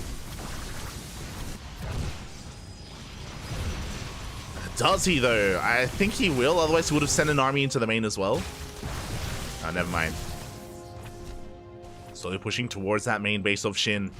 Meanwhile, all the gateways are being depowered. There is one Archon and a handful of soldiers to defend the main. Not like this. 5th base goes down. Soon, there we go. There's the recall towards the main base. No shield batteries. Ordinary will hold. He did leave a couple of Zealots behind, going for the Spire. Natural base is saved. I can't say the same for the third. The third is going to fall. And Shin does have ninja bases. Saying that, Zealots is still wreaking havoc. And we're in a very precarious position here. Okay, so Shin doesn't have an economy. I mean, he has some mining, but like half a base mining. Doesn't really have much going on. Looking at the units tab, Shin has 19 mutas. 19 mutas across the map. That's a lot of mutas. One wrong step, and he will lose everything. Archon's trying to keep up. Oh! Has to be careful. So, the reality here is that if the Protoss moves out, then the mutas will kill everything, right? Like, if the main army moves out across the map, then the mutas, they can pick away at the production and pick away at the economy. So, Ordinary is stuck at home. So, because of this, Shin is redroning. He's saturating, he's droning up as best he can, trying to get his economy back up and running. Ordinary is trapped.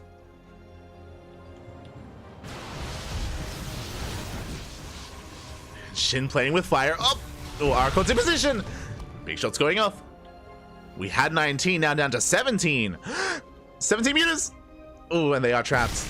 They have big volleys going off. There's going to be one more muta going down to 16.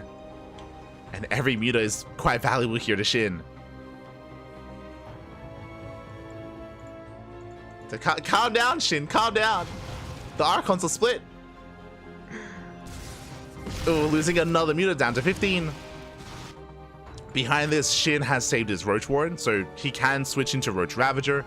If he gets his economy back up and running, he's back up to 20 workers. His drone count, not looking too bad.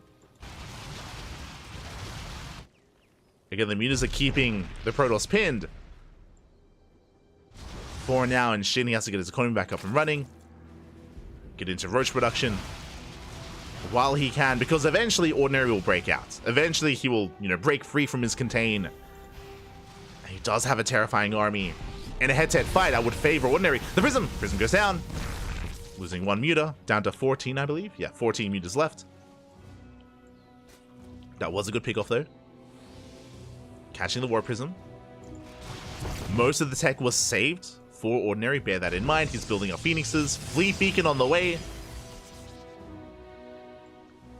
I don't know if the Fleet Beacon is the best choice here for Ordinary. I'm referring to the fact that Ordinary, he knows that he sniped the Spire, right? He knows that he sniped the Spire. There is no lair either. So the mutas aren't really the biggest threat. I mean, as I say that though, Shin hasn't really built up his ground army either. So maybe they are. Yeah, Shin, he tops out! GG! He spots the Phoenixes. He wants none of it. And Ordinary will take the series 2-1. GG. Oh my god. Let's go. GG, well played. Congratulations to Ordinary.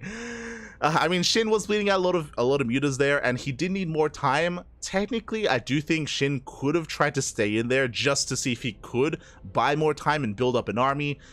But with the arrival of those Phoenixes, you could definitely argue that once the Phoenix count got up to like 5 or 6, then Ordinary can move. Then he can push out across the map. Phoenixes can zone away the mutas, and then he can just snowball with that ground army. GG. GG, well played. Ordinary, he takes down Trap and Shin already. GG, well played. Very, very impressive results here out of Ordinary. Very well done. And Ordinary, he takes down some of the best Protoss and Zerg players that Korea has to offer. Who's next? A Terran. Of course it is. Of course it is. Exclamation mark. Be in the chat if you guys want to have a look at the back of yourselves. Let us switch on over and catch up on what's been going on. From the top, Dark. Dark takes down Australia 2-0, advancing on to the semis. Classic took down Creator 2-0, and currently in the upper semifinals, we have Dark versus Classic. They're facing off in a PvZ. Scrolling down, and Beyond has been patiently waiting, and we have Beyond versus Ordinary up next. We have our semifinals. Whew. Oh my god. Let's go. I'll be honest, Ordinary is getting better results than he did before he retired. Like, and, you know, part of it might just be his mental state, like his mindset. Maybe that's a better way of putting it. I know that Ordinary, he put a lot of pressure on himself. He put a lot of pressure on himself in years past when he was, you know, putting his all into the game and putting his all into improving and making it into Code S and competing. And because of that, he would take a lot of results really, really harshly. He would be really harsh on himself and put himself down quite often. But now, you know, he's spoken about how, like, oh, now he's playing more for fun. You know, he's a little bit less serious about it now, and he's a little bit more laid back, a little bit more chill. And again, maybe that change of mindset does allow him to have that grace under pressure, because a lot of these games, like, Ordinary has been in some really rough positions. Like, these have been some tense situations for Ordinary, and Papi, he makes his way through. GG. Beautiful. Beautifully done here. Ordinary will advance on. And up next, we have our PvT. Ordinary, he may have taken down a Zerg player and a Protoss player, and two very, very strong Zerg and Protoss players as well. What about a Terran, though? What about a PvT? Oh boy. Here we go. Ordinary chance? Yes. Yes. Here we go. Everyone knows that changing your name adds like 500 MMR. It does, it does. That Oliveira strat. Let's go.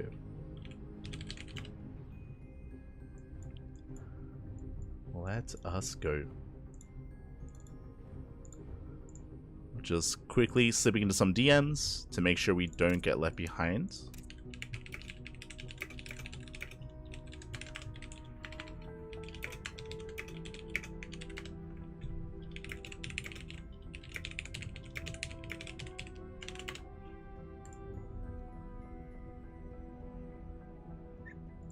Sitting in.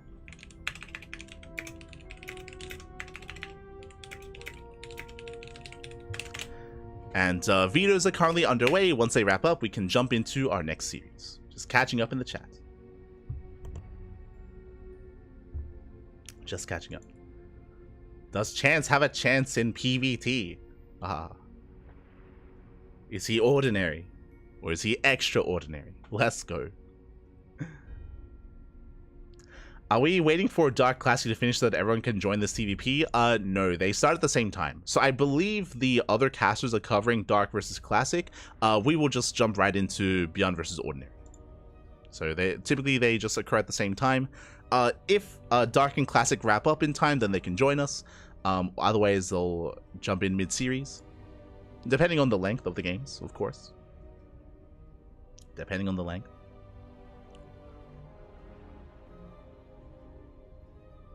Exactly. Extraordinary. Exactly. Exactly.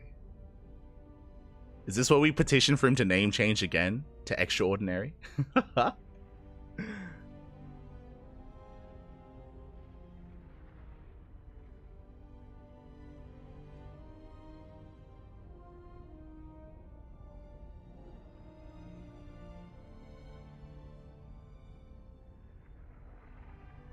Not anymore. Mutas end this. I mean, again, Ordinary went for the correct move in that position.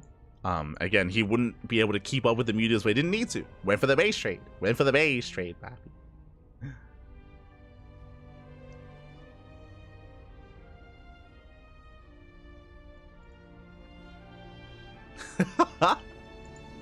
I'm talking to Ordinary. I'm like, you're playing well today, papi. He's like, I think so. Just a little bit. So humble, papi, so humble. It's like, I think I'm playing well. Just a little bit, just a little bit. Este Ordinary.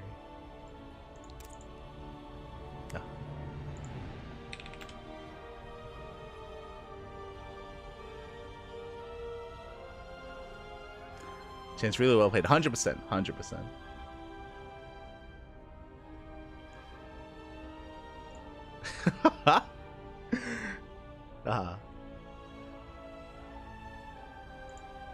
He's so happy. He's like, I'm a hobby player. Let's go.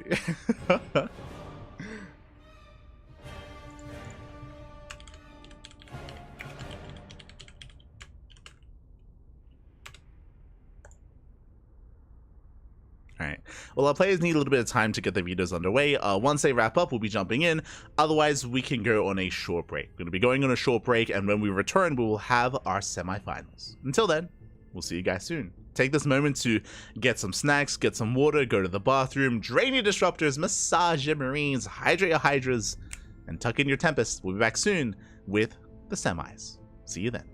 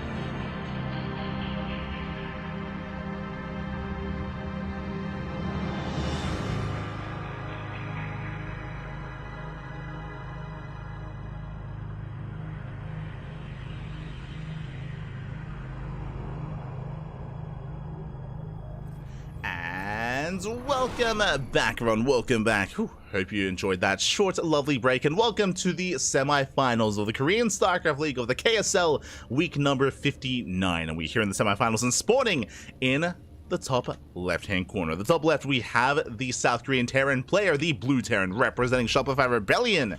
It is Byeon.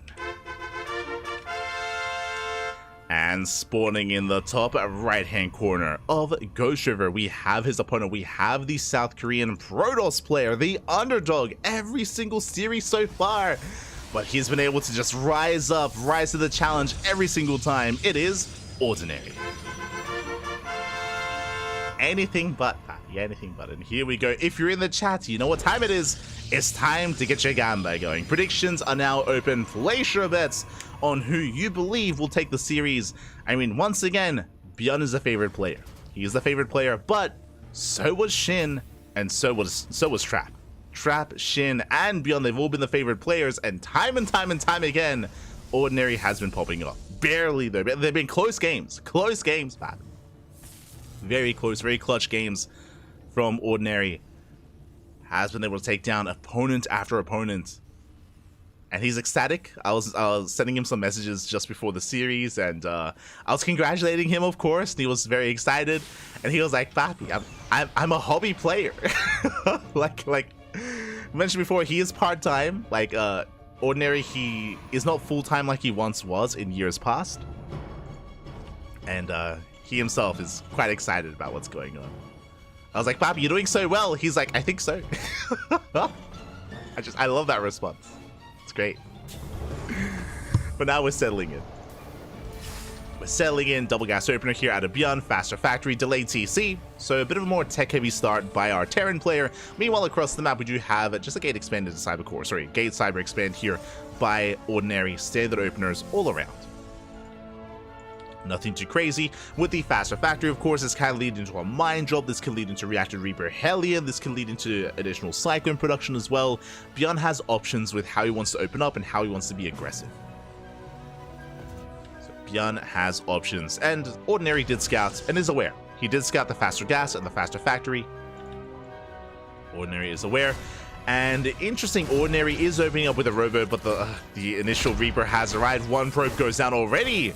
Gets one probe kill, gets a second probe kill. Oh, almost. Not quite. Just the one worker for the time being. Ordinary will defend. Meanwhile, across the map, Adept does shade into the main. Does shade in. And we get a full scout. Trying to delay some of the production. Marines have arrived. One Marine. Oh, it does not quite fall. There we go. One Marine barely falls, but just the one. So nice crisis management here out of Beyond. And as it settles, I have to bring us back to the opener of Ordinary. Robo opener here by Ordinary. What does that mean? Typically, this means faster Immortal production and faster Colossus production. It's a very safe way to play here in this matchup, but there are some downsides to it. There's a safety Immortal. The biggest downside here to this kind of setup is no Blink and no Phoenixes. What does that mean? No easy way to shut down drop play. So Beyond, he can try to pull apart his opponent, go for drops, and rock up as quickly as possible. Likewise, if we skip the first Immortal, then Beyond can punish that as well. As we can see though, Ordinary is playing safe, does chrono out the first Immortal as quickly as possible, and from here can go for the Bay and go for the Colossus. But it's just a very defensive way to play PvT. Just because you're going to be lacking a lot of mobility that you otherwise would have with Blink or with Phoenixes. Meanwhile, back at home, getting to our very fast tank production. Tank is out, going for a Marine drop across the map. Bearing in mind, these are going to be vanilla Marines here for Beyond. And he's going for something that's been very trendy over the past 6 months. Banshees. It's going to be Tank Banshee here by Beyond. Very trendy here. And can hit quite hard. Stalker's in position. Drop does dip in. Better by taking a lot of hits already. Likewise, Ordinary trying to catch out the Cyclone. But the Cyclone does get the lock-on off. Beyond does pull away in time. Won't lose much of anything. Dropping into the main. There's a shield battery. Shield battery in position. Stalkers get warped in. And Beyond does snipe the shield battery in the end. Will he save that medevac though? Gets one of those Stalkers. And gets the probes as well. This is becoming too much. 6 probes going down. 7! 7 probe kills, 8 probe kills in the end. This is far too much. At the same time across the map, Ordinary tries to push in, but there's a tank in position. Banshee is revealed, and Ordinary does not gain any ground. And did I say 7 probe kills? That was 9 probe kills across the map. That is far too much. Considering the opener, considering it was a robo opener as well, it is a stronger start for the Terran. A much stronger start. Meanwhile, Banshee likewise zoning back the main army. Viking as well going for the Prism. Oof, Prism goes down! The Prism falls. Stalker as well. And these are just far too many losses too early on here for Ordinary. Third base is attempted. He's trying to expand, trying to take his third. Beyond is still building up. Again, the trades have been brutal. 11 probes kills in total. The Prism, 3 Stalkers. For barely anything. And here comes the counterattack. No cloak. No cloak of the Banshee, but regardless, heads for the mineral line. Gets another 2 workers, gets another 3 workers. This is already too much already. Just because it was so much earlier on. It's been too much, man. 5 probe kills.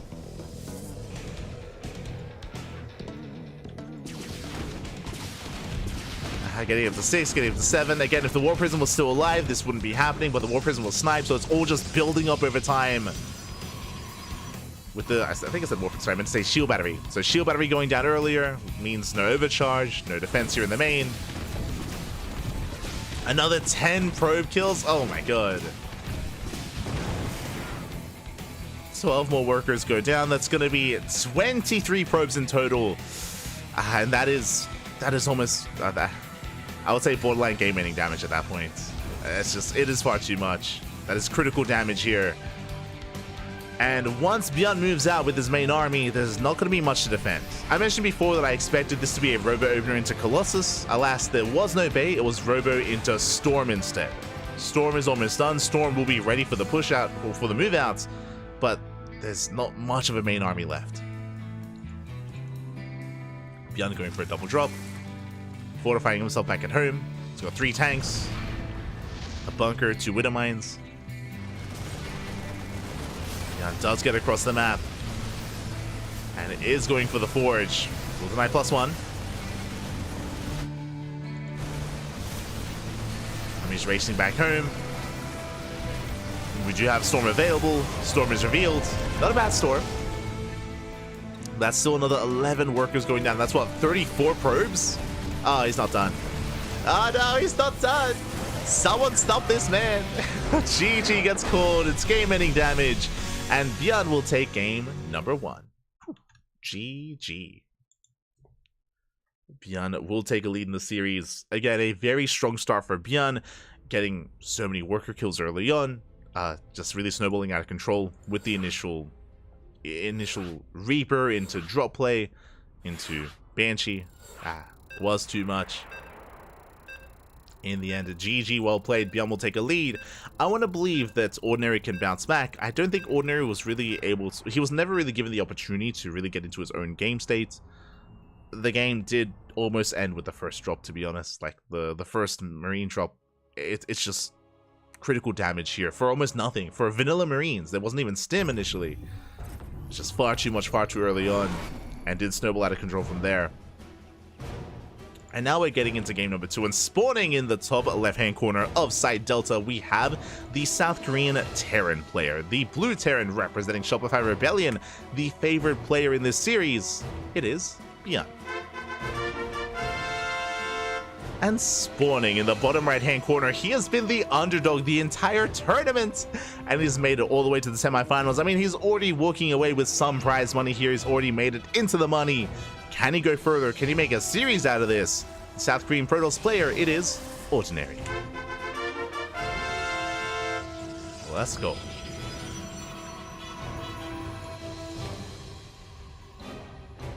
Because we are going to be settling in. As I mentioned before, a Robo opener is vulnerable to drop play, which, I mean, we saw come into full swing from Bjorn, where the defending Protoss is that much more immobile, without Blink Stalkers, without Phoenixes. Drops can abuse that, and they did. In the end, they did. And we'll see what kind of opener Ordinary goes for this time. Does it go Robo again, or does it go into a Twilight Council, into a Stargate? We'll see. We shall see.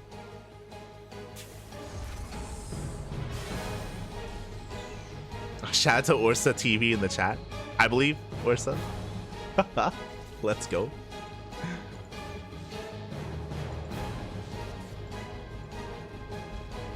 As Ordinary does poke in. This time it's going to be an economic opener out of Bjorn, going for a Rax Expand, a standard opener here this time, or economic opener by the Terran, which means this time Ordinary can breathe easy. Calm things down, take a breath. This is going to be a factory follow-up, so there's no 3cc111, or sorry, 3cc3 Rax. Anything crazy like that out of Bjorn. At the same time, Bjorn also scouting for a proxy, making sure there's no shenanigans going on. Playing very safe. Playing it out safe here with the scouting. We'll see what direction Ordinary does take us in. What's it gonna be? We have the answer. It's gonna be a Twilight Council for Ordinary. Okay. It's going to be a blink-based opener. Now, there are options here for Ordinary. He can go 2-gate blink into a third, 3-gate blink for a safer opener, or 4-gate blink for a more aggressive opener instead, or aggressive build. See how assertive he's going to be. How many gateways?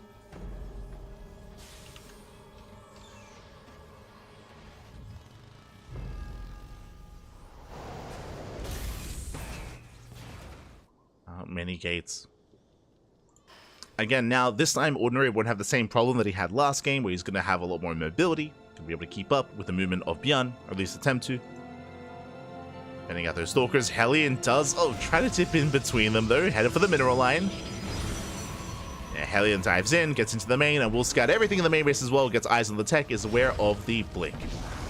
As well as the Twilight Council sees it researching. Gets a probe. Oh my god. Almost gets another volley off. That would have been disastrous. But alas, Ordinary does defend. Only losing one worker, but Bjorn got what he wanted. Just wanted a full scout. Following it up with a Cyclone drop. We can see, of course, only 2 gates. So 2-gate blink here by Ordinary, going for a third behind this. So an economic opener here, economic build by the Protoss. Won't be too aggressive, won't be too active on the map. The third base is going to be delayed as the probe goes down. That's picked off by Bjorn. Delays the third, forces a response. Stalker's getting in position. And Bjorn is going to get the probe once again. No! Gets the second worker, delays the third base even further. Not like this. It doesn't look like a lot, but it does add up over time.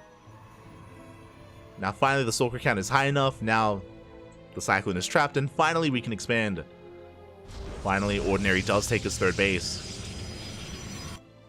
Behind this, back at home, getting into our 3-1-1 setup, tank production, Ravens, into a third Rax. Bjorn getting into his just standard follow-up here, into Bio Tank. At the same time, Ordinary does move out. Unfortunately, Ordinary misses the Raven. Does miss the Raven. So not quite in position to try to punish. The catch Bjorn out. Ordinary poking in. Bay behind this for Colossus production. The Raven does make its way towards the main. Likewise, the Cyclone also still in position, keeping supply pinned back at home. Ordinary can try to dive into the main base. Meanwhile, Raven gets 2 probes. 2 workers go down. Stim is within range. Oh, can he get it? That I'm not so sure of. Yeah, plenty of Marines. 1 Stalker goes down. Tech Lab gets low, but Bjorn does save it. Bjorn saves Stim. Still keeping more Stalkers pinned back at home.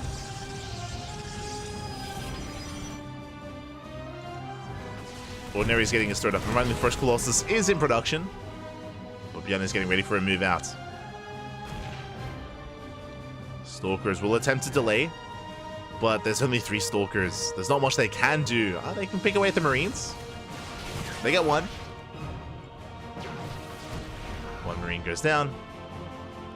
Again, just buying as much time as possible. Buying time for extra warp-ins. Shield batteries are on the way. Stalkers recall back home. But the shield batteries, they're not ready. They're not ready. First tank is under fire, but it pulls away in time. The tank survives. And Bjorn is getting within range of the shield batteries. Shield battery gets shut down. There's 1 shield battery left. Colossus has arrived, but the shield battery is within range as well. No. It's also within range. And Ordinary, he just cannot engage. He has to pull away. Shield battery under fire, which means no overcharge. Cyclone drop into the natural. And Bjorn is just overwhelming this position. I mean, how can Ordinary engage? He just can't. Not anymore. And the base is under fire. Blinks on into 3 tanks. We'll be able to focus him down. He gets 1, gets 2. And we'll get the final tank. He saves the base. Oh my god, the Colossus gets so low, but it does survive. At the same time, 9 probe kills. 9 workers went down, but at least Ordinary saves the expansion. Just barely saves the base and the Colossus. Whew. Again, this could have been so much worse. Like 1 or 2 extra tank volleys would have killed the expansion and the Colossus as well. Beyond behind this, expanding, was not all in, taking his 3rd, and building up towards a greater bio army. With combat shields, concussive shell, +1. It's all on the horizon. That was merely the first wave of Bjorn. There's more where that came from.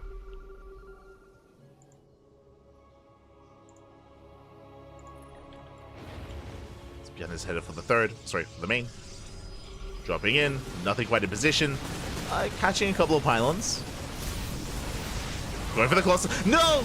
Oh my god, despite the overcharges, not good enough. The Colossus goes down. There's Nartosis pylon as well. He wants it. Up! He's gonna get it as well. Ooh, massive pickoff. Delays Extendoma Lance. Shouldn't quite get another Colossus. Will be forced to pick up, but at the same time, Ordinary's pulled apart. Reinforcements, they hit the 3rd base. Ordinary out of position. Shield battery goes down. Mineral line as well. And the expansion. Oh, Bjorn doesn't even waste the mine shots. Does save them. Connections going off on the Colossus. Expansion goes down, and Ordinary just cannot keep up. And not with this, not after the initial start as well. Oof. The mine shots going off. Ordinary does survive, but he lost the mineral line. Lost the mineral line, lost an expansion. Ordinary taking it back up 3rd. Was meant to be the 4th. And Bjorn from here can just back off, rebuild, remax, and do that all over again.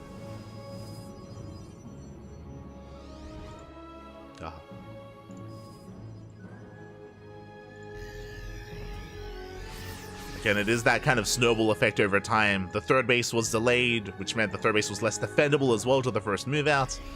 Late shield batteries, later warp-ins, not just that, but because of the Raven and also the Cyclone drop earlier that did tie up, what was that, like 4 to 6 Stalkers? I think it was like 2 here in the 3rd, 2 in the natural, and 2 in the main. They were also not quite in position for the first move out either. Like, there's a lot that came into play. And ever since then, it's been Bjorn in the driver's seat.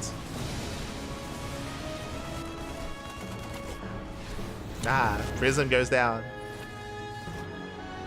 Momentum is in favor of the Terran. That's a lot of Marauders. That's more Marauders than there are Marines. That's 22 Marauders, papi.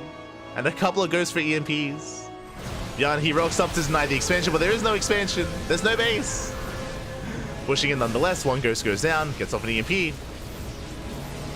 From here, Bjorn, he can just stim and win. Takes down the first Disruptor. Gets another EMP off, and there's just barely a Protoss army standing. Overcharge gets popped. Not good enough to save the Colossus.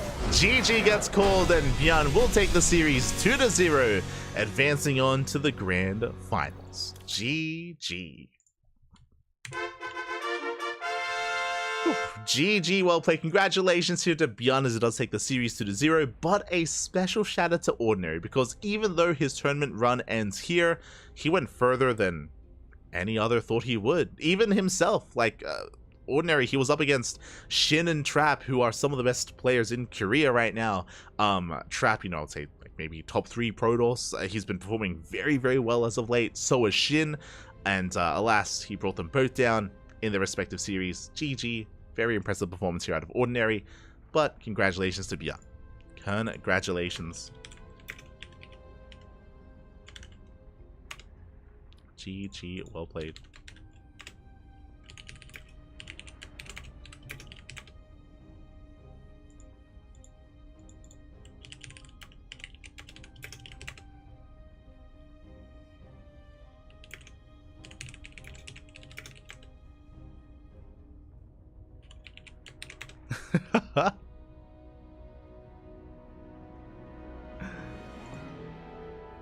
GG, well played. And now we're getting ready for the grand finals. Exclamation mark be in the chat if you guys just have a look at the bracket. And here we go. We have our results coming in. Oh my god! I was not quite expecting that, but classic takes down Dark 2-1. Went all the way to the ace match, and unfortunately we don't have a rematch. For those that are unaware, we were going over it over the podcast, but most recently, less than a week ago, Bjorn and Dark had a show match. They had a best of 7 show match. It was one of the Super 7 show matches, I believe show match number 10. And Dark stomped Bjorn. It was a 4-0, not even close. It was a 4-0 in favor of Dark. That was less than a week ago in a best of 7. I was looking forward to a rematch. Alas, the rematch is denied. The rematch is denied. Yeah, it was on Soup. It was on Soup.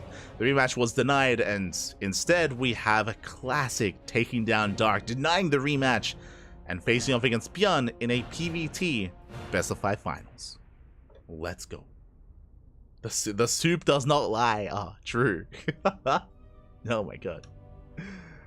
Soup does not lie, but here we go. We're getting ready for those grand finals. And Bjorn, he's warmed up. He's warmed up in the TVP matchup. Well, let's go. Also, do you have to have the payouts?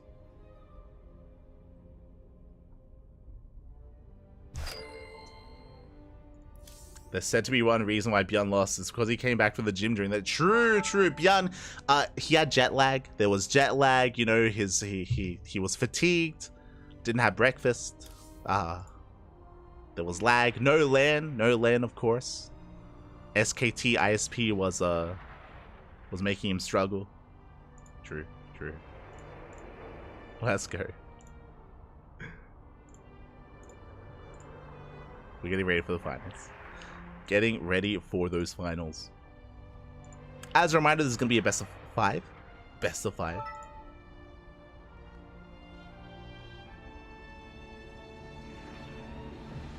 The ground wasn't even, you know. It was a little bit cold in the room. The heater wasn't working. I understand. Let's go.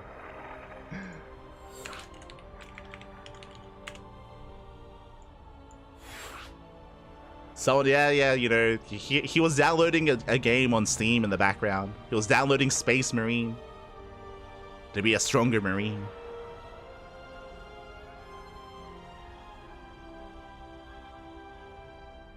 It's understandable. It's understandable.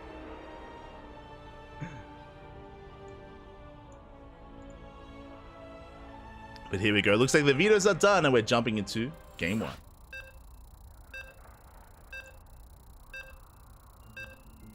Yes, Dark also playing from a cafe as well. Yes. Playing from a PC bang. True. He raced on over across the street to the PC cafe. Let's go. which actually did happen a couple of weeks ago in KSL. 2 weeks ago. All the memes. But here we go, we're jumping into the grand finals, and if you're in the chat, you know what time it is. It is time to get your gamba going. It is time for predictions. If you're in the chat, best of luck. Whew. As this is going to be a full best of 5. And spawning in the bottom left-hand corner of Crimson Court, we have the South Korean Terran player, the blue Terran representing Shopify Rebellion. It is Bjorn. And spawning in the top right-hand corner, we have his opponent. We have the South Korean Protoss player, the red Protoss representing Twisted Minds. It is Classic. While nursing 2 newborns at the same time in each hand. It was crazy. Oh my god. As we have our initial probe scatter across the map. Again, we're loading into Crimson Core for the first time tonight. Do appreciate it. Experiencing some of these other maps that we weren't able to today. Probe is zoned away. Bjorn opening up double gas. Double gas opening here out of Bjorn, going for a faster factory. Again, this can lead into earlier drop play, can lead into tank Banshee again. Bjorn will have options with how he wants to open this up. And likewise, Classic gets eyes on everything, being as annoying as possible, tasing away at the SEVs. And just being, a nuisance here to Bjorn. Oh! Before pulling away.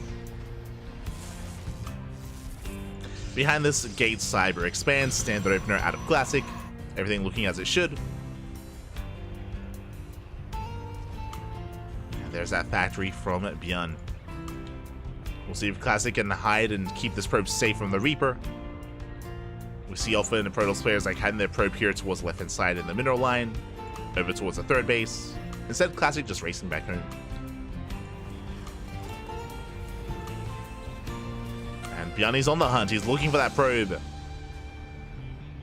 Classic will make it back. Let's go. Does make it back. Classic, yeah, checking the standard hiding spots, as we mentioned.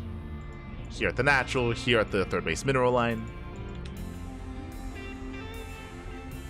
Classic did make it home and is opening up Stargate. I do appreciate a little bit more kind of variety here in terms of builds. When it came to Ordinary, we saw a Rover opener in Game 1. We saw a Twilight Council Blink opener in Game number 2. Here from Classic, Stargate into Phoenix. Let's go.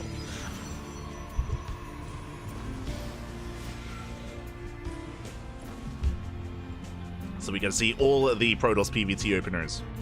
I'm assuming it's going to be Phoenix. I mean, technically it could be Oracles, true. Could be an Oracle-based opener.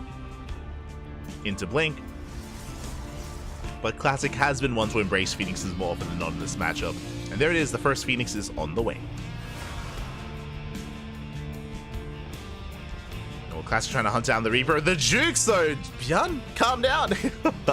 Does hug the edge of the map there, able to barely get away. Classic looking for the Reaper, will not find it. Bjorn does rotate around. Dipping between the bases, going for the scout, and we'll get eyes on the Phoenix. So even though the Reaper falls, Bjorn gets a full scout of the main bases and is fully aware of the Stargate opening. So nice scout there by Bjorn. Behind this, getting to his 1-1-1. Cyclone production has begun for anti-air to make sure he has enough to contend against those Phoenixes. Bjorn even being a little bit proactive here, trying to catch out the Phoenix. As he moves out, Phoenix moves in. Just the one though, so Phoenix can't really do much. Bjorn committing. And this is the weakest point here for a Phoenix-based player, is early game aggression. We have like, what, 1, 2, 3 Phoenixes. No, he gets caught out! Phoenix gets caught, one Phoenix goes down, massive pickoff. And Bjorn, he can't keep pushing. Classic has that much less to defend. Has a shield battery, has an overcharge, is down to 2 Phoenixes. Classic is in trouble. We'll see if Bjorn can break the natural. Cyclones have arrived, they get a lock on. Shield battery coming into play. So I'll save the Stalker for now. Phoenix is coming in from behind. Getting up to 3 Phoenixes. But these Cyclones just add so much DPS as the overcharge. Overcharge gets popped. And Bjorn, he will wait it out. Just waiting out the overcharge, building up his reinforcements. Classic is supply blocked after losing that pylon. Oof. The supply block is brutal. Classic just trying to buy time for his Immortal. The Immortal almost pops out. And Bjorn is coming back in. Yeah, waits out the overcharge, going for the gateway units. Going for the shield battery. Shield battery falls. Phoenixes, they can't fully engage. The Immortal has arrived. And now with the help of the Immortal, Classic can force this back. Whew. But not before losing 3 probes.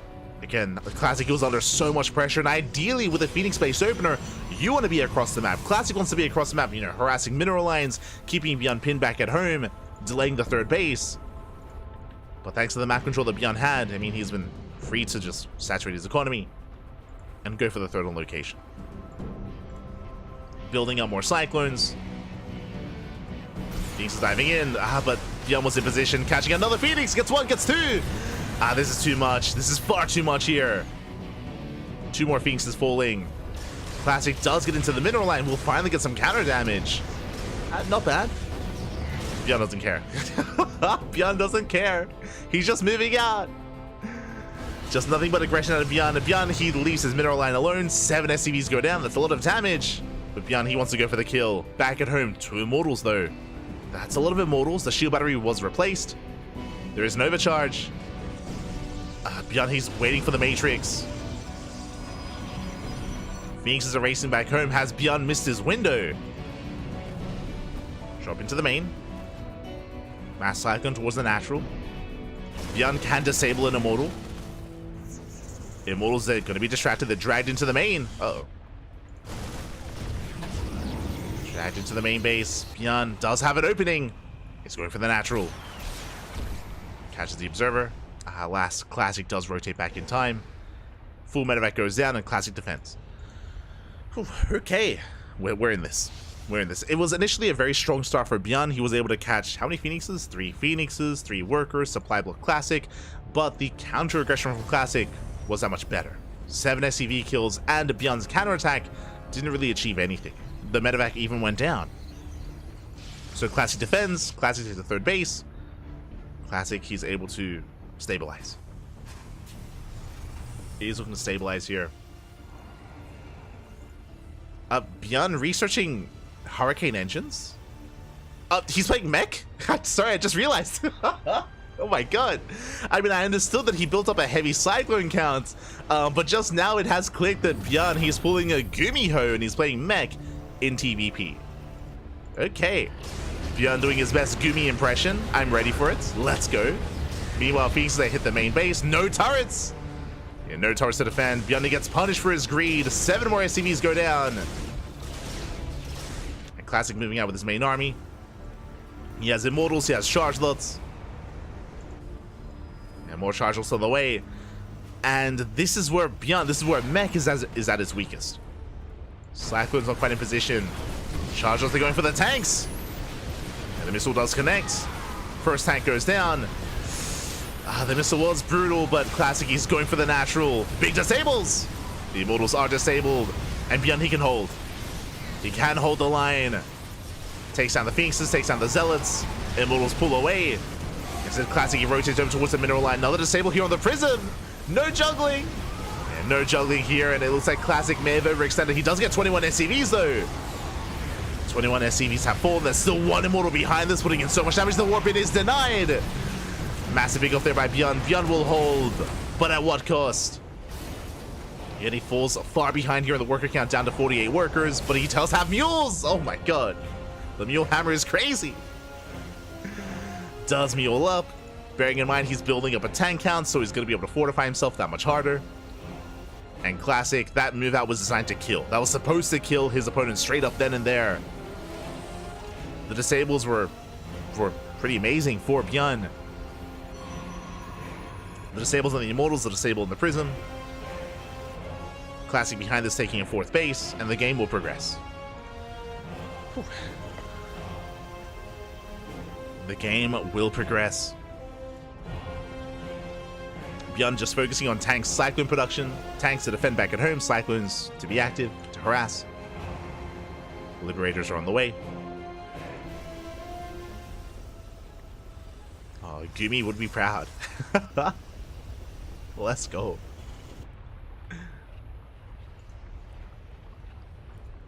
And now we do have a bit of a lull here, where both players are backing off, they're building up.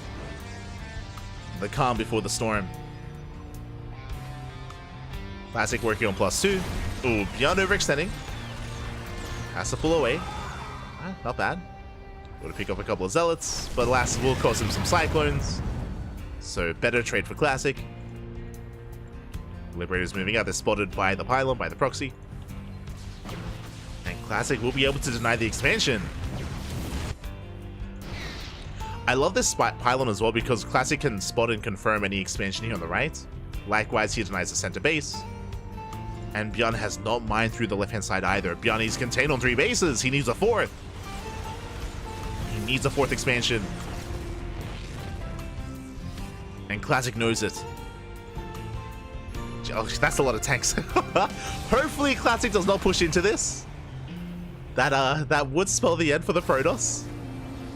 Into a pre-sieged army. With tanks and Liberators. Classic bypassing the main army, going for the natural. Classic, he's tempted. The spread. Uh-oh. Prism is shut down. Classic, oh god, calm down, Classic. He pokes in.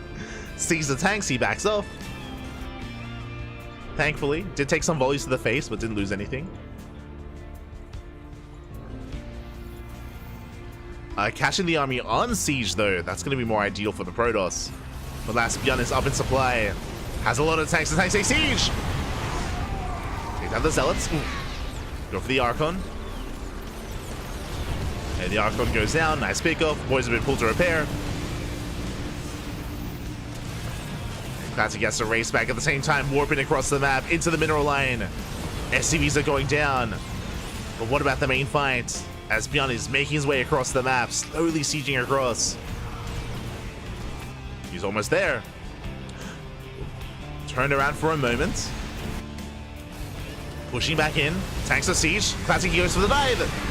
He collapses on the main army. Takes down the tanks. Zelsa on top of the tanks. And it looks like Classic will clear this up. Yeah, the power of charge lots. Every tank will fall. Liberator as well. And with that Beyond, he has no army left. Again, diving on the army just before the siege.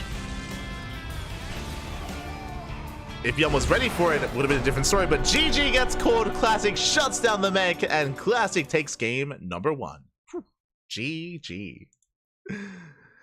GG, well played. This is also why mech is often not seen at this level of play, just because you're playing on a knife's edge. Like, it's such a careful balance there, especially with your mech army, just because, again, if you ever get caught on siege like that, if you ever get caught with your pants down, then your army will just melt. Will just melt then and there to charge it, or to charge Archon Immortal.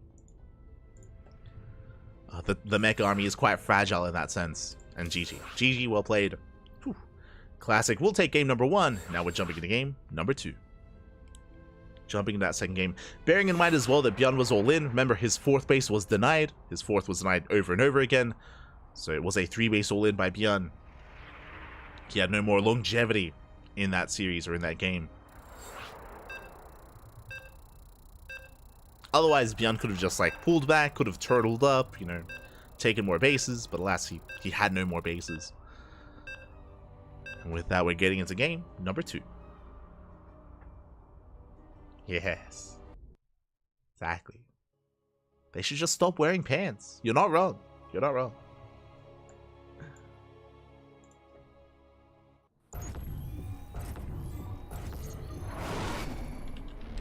And here we go. Spawning in the top left-hand corner of Oceanborn, we have the South Korean Terran player, the Red Terran representing Shopify Rebellion, down in the series. Flexing his mech in game 1, but I doubt we'll see that too often in the rest of the series. It is Beyond. And spawning in the bottom right-hand corner, we have the South Korean Protoss player, the Blue Protoss representing Twisted Minds, leading the series 1-0. It is a classic. We go. As Beyond, he's moving out with what looks to be a cheeky proxy. I believe Beyond moving out towards the right-hand side here, going for the racks back at home, and I imagine just a second racks across the map for a 2-racks Reaper opener. Otherwise, if he leaves the SCV here, he could go for a factory instead. Okay, second racks. Probe did scout for a moment, did check up the ramp, but doesn't go far enough. So Classic barely does miss the proxy. Now, this is not an all-in. Winding it back a little bit here. 2-racks Reaper here is an aggressive start, that is true, designed to get some economic damage done early on, but behind this you can transition into a CC, into an expansion. Not the most committed build here by Beyond. As a probe will dip in. And Classic just going for the gate, Cyber Expand, standard opener here by Classic. Oh, Marine. Hold up, Proxy Marauder. Yeah, it's gonna be Marauder instead. Okay. That much more committed. I assumed it was gonna be a 2-racks Reaper, but no, it's gonna be Marines back at home and Marauders proxied across the map instead. This is crazy. Now, this is a build that Beyond does like to kind of mix in mid-series. The Marauders are going to be building up. If Classic doesn't go for a safety shield battery here at the natural, then the game might just end. He will need a shield battery to overcharge. Classic is scouting. He's looking for the proxy. Oh, so never mind. Setting up his own even. And he's going to get found. Great minds think alike. The proxy is found. Pylon is going to be shut down. And we're up to soon to be 2 Marauders. CC behind this. Beyond is still building up. Getting to a third Marauder. Has one worker here alongside this. Classic going for the proxy pylon. No shield battery at the natural. Oh, that's unfortunate. It is going to be a 3-gate opener here by Classic. Has one Stalker to work with. The pylon is under threat. Bunker is being thrown down, and without a shield battery, without any kind of like anchor point here, yeah, the natural is forfeit. The natural is forfeit. Pylon's going to go down. Oh, just a rough position here for Classic. Ay, ay, ay. And I think the base falls. I think the Nexus, it just, there's no saving it. There's one Stalker. Only one Stalker, soon to be another Warp in, but the Nexus, it's getting lower and lower. With the bunker finishing, I don't see how Classic can save the base. And he's not going to. He pulls the boys, he's going for the save. He wants to. The boys are being pulled, one Stalker goes down. A second Stalker falls, there's 2 Stalkers left. Not like this. I'm gonna get this around. 2 Stalkers remaining. 3. Oh my god, very impressive here. Classic, he will clean up the Marauders. He will save the expansion. Does cost him 5 workers, but Classic is not out of this. He's not dead. He's still in this game. Losing the natural base would have been devastating. Now he's moving out. And remember, he has a proxy. He has a proxy set up. He's reinforcing across the map. Back at home, there is a bunker. With that bunker, Classic cannot break this position, but he can contain. Stim is on the way. Gonna finish up. Classic, he's looking for the proxy. He knows that there is a rack somewhere, but doesn't know where. And unfortunately, he's checking the wrong corner of the map. He's scouting bottom left, when really it's top right. I don't blame him. If you remember, Classic, he scouted this area at the start of the game, so he just writes off top right, but that's where the base was. He comes back in. No! He wants it! Bjorn, he comes back! Comes back for the natural. One more volley and he gets it. Ay, ay, ay. Not like this. The Marauder hit squad. The expansion goes down. It's Classic. He fought so hard for this base as well. He fought so hard for it. Not like this. And now he knows. Now he's checking the right-hand side, but alas, Stim is already done. Has already been researched. The Rax doesn't really have much value anymore, and it's going to lift away. Pylon will be cleaned up. Classic is supply blocked. Beyond now in a 2-base economy. Classic forced to rebuild. It's a hard position to be in. On the one hand, I would say at this point, Classic's 1-base all in. Like at this point, it's either end the game here or die trying. But he does expand. Pokes in, forces out a Stim. Oh god, but he's gonna lose the sentries and the Stalkers as well. Not like this. GG gets called, and Bjorn will take game number 2, tying up the series 1-1. GG.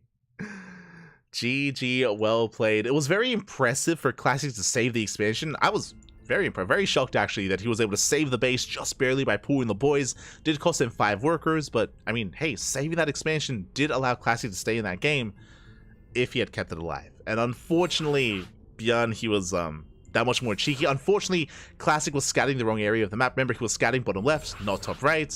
Because of that, he didn't catch the reinforcements, didn't catch the Marauders, and it was Bjorn's turn to catch Classic with his pants down. Oh no.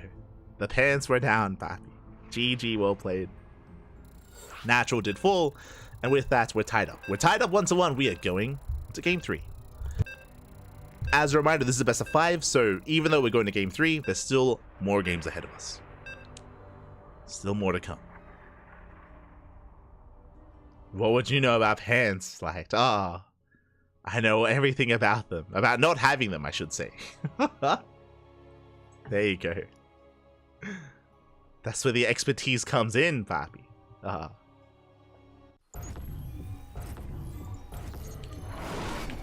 We're getting into our next game, and spawning in the bottom left-hand corner of Alkion, we have the South Korean Terran, the blue Terran player representing Shopify Rebellion. Ooh, tying things up and bringing us here to game number 3. It is Bjorn. And spawning in the top right-hand corner, we have the South Korean Protoss player, the red Protoss representing Twisted Minds, being forced into a tied-up series here. But we'll see if we can bring it back. It is a Classic. Here we go.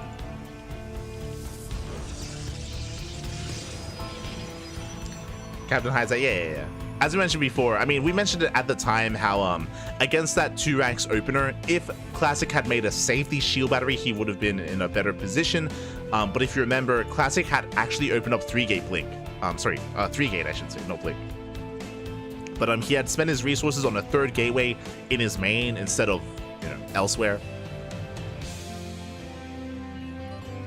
So the builds were working against Classic, which is also why, winding it back, I do want to say that I was very impressed that Classic still saved the expansion nonetheless, initially. Initially.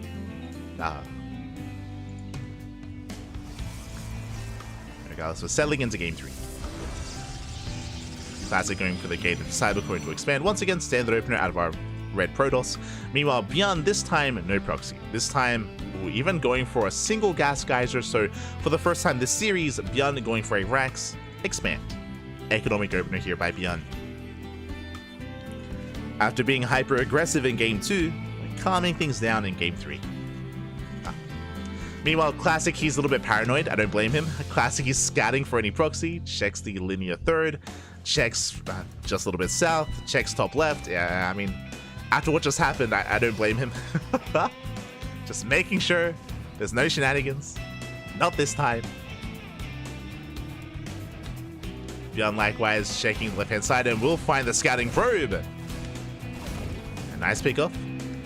Because that Classic is in the dark, Classic doesn't know how economic or how safe his opponent's being. Classic is in the dark. Likewise, Beyond, because he saw the probe, he's checking for a proxy pylon. We'll confirm before dipping in.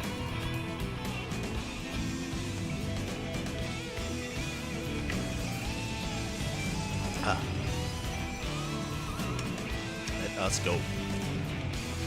Ooh, and the Reaper Scout is going to be denied. On top of that, Beyond going 3cc. It's going to be 3cc, 3 racks here out of Beyond. Very greedy, very economic. On the flip side, Classic is opening up Robo. Ooh, so I do want to favor Beyond in this position. Basically, Beyond is cutting corners, and he's being hyper greedy with a fast 3rd. And Beyond is going to snowball out of control in the mid game. Once this 3rd base gets up and running, he's going to just skyrocket ahead in terms of supply. Until then, Beyond is going to be vulnerable. How do you abuse this? You can with 4-gate blink, right? With a hyper aggression or blink stalkers, you can abuse this, you can shut this down. Likewise, Phoenix base openers can try to pick away at the economy. A Robo opener is typically a little bit more defensive. Because of that, Classic will have access to faster Immortal production. You can see safety shield battery. Yeah, I mean, there's a safety Immortal as well. So Classic, after what happened in the last game, Classic, he's been scarred a little bit. He's playing very safely, which means Beyond should get away with this. Should. We'll see. There is potential if Classic goes for a Warp Prism. If he goes for a Prism next, before the Bay, he could go for like Adept Harass across the map. He can go for some Warp Ins. He can still be in the face of his opponent. And interesting. Okay, this is going to be a Twilight Council, not a Robotics Bay. Hallucination is diving in. Classic will get eyes on the production, gets eyes on all the Raxes, and should get eyes on the 3rd CC as well. Yeah, so Classic with the full scout. Unfortunately, it's a little bit too late. Like, Classic, he throws down his own 3rd as a response, but Classic is already invested into the Robo, into the Immortal. Like, Classic, he's playing very safely here for a move out that isn't really coming. And Classic, he does deviate back into a Bay. Interesting. So originally, Classic, it looked like he wanted to go into a Twilight Council into Blink. Upon seeing the greed of his opponent, he delays Blink and goes for a faster Bay instead to get into Colossus. Blink is still in the way, but again, did throw down the Bay first. Or before that. So he's going to be building up his Colossus, getting to his 3rd base.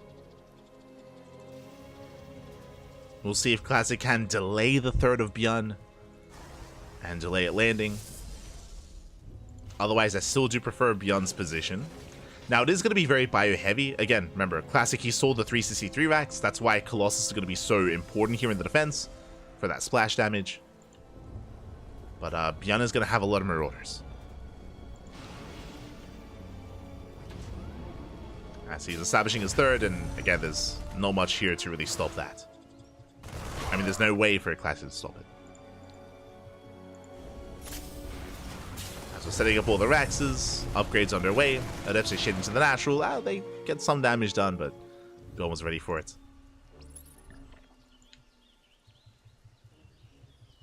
Just sharking around, looking for any stray units, looking for the observer, any scouting probes. Classic, I believe, did miss this move out. Classic, his army is here at the third base, which means Beyond, he can slip into the natural. Oh, he can slip in. He has stim, does stim forward, going for the pylon. Pylon goes down, and Robo's depowered, going for the mineral line as well. Classic out of position. And that's going to be 9, that's going to be 10 probe kills. Well worth it, only for Marines. Even getting a sentry. Sentry goes down, a good trade for Beyond, loses 1 Marauder. As third base is getting fully saturated. Beyond does deal a big blow to the economy here of Classic, delays the production, delays the Prism, the Robo.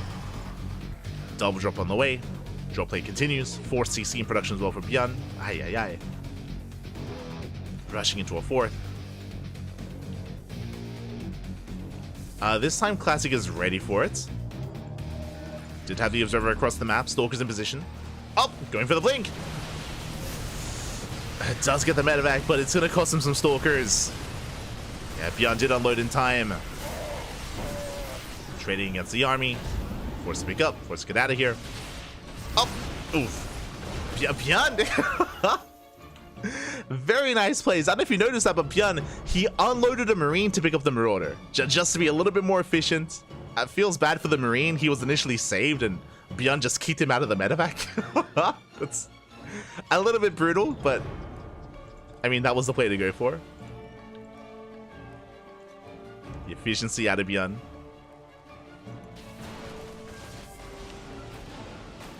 Double jump on the right, going for the 4th. Classic in the center of the map. Classic is going to be pushing through the center, but alas, there's a bunker, there's a tank. Expansion is going to fall. Classic is going for it. Going for the 3rd. But there are Marauders. There are plenty of Marauders back at home again, making 3 Marauders at a time. Classic goes to the blink, takes down the tank. Will deny the 3rd. Not bad. Oh, at the same time, though, Beyond, he takes down the 4th and going for the 3rd base as well. Boys are being pulled. And Beyond is going for the Colossus. Can he get them? The Prism goes down. The Colossus as well. Beyond will shut down the main army for the cost of 27 SCVs, though. It's going to cost him a lot of workers. Meanwhile, across the map, ooh, he does kill the 3rd. GG gets called. Beyond deals critical damage across the map, getting 2 expansions. And Beyond takes a 2-1 lead. Whew. GG. GG, well played. Beyond being so active with his drop play. Even before medevacs came into play as well, with the Marine Marauder counterattack, with the run by into the natural, the drop play as well, just getting so much value. And of course, towards the end, Classic was forced into the all-in. He was out of position. The drop was across the map, killing the 4th, killing the 3rd. Classic had to move in, and unfortunately just did not have enough. GG. GG, well played. Beyond, it felt like he was in full control of that game. Like, from the beginning, from the 3rd CC, and from Classic going for a safe opener, like, Beyond was quite comfortable. Very comfortable.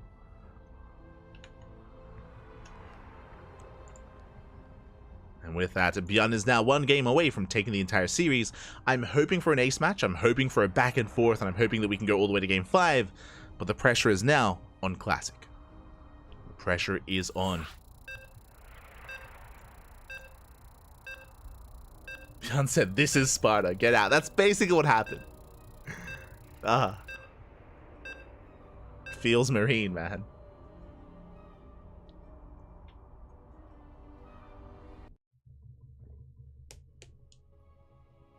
Here we go.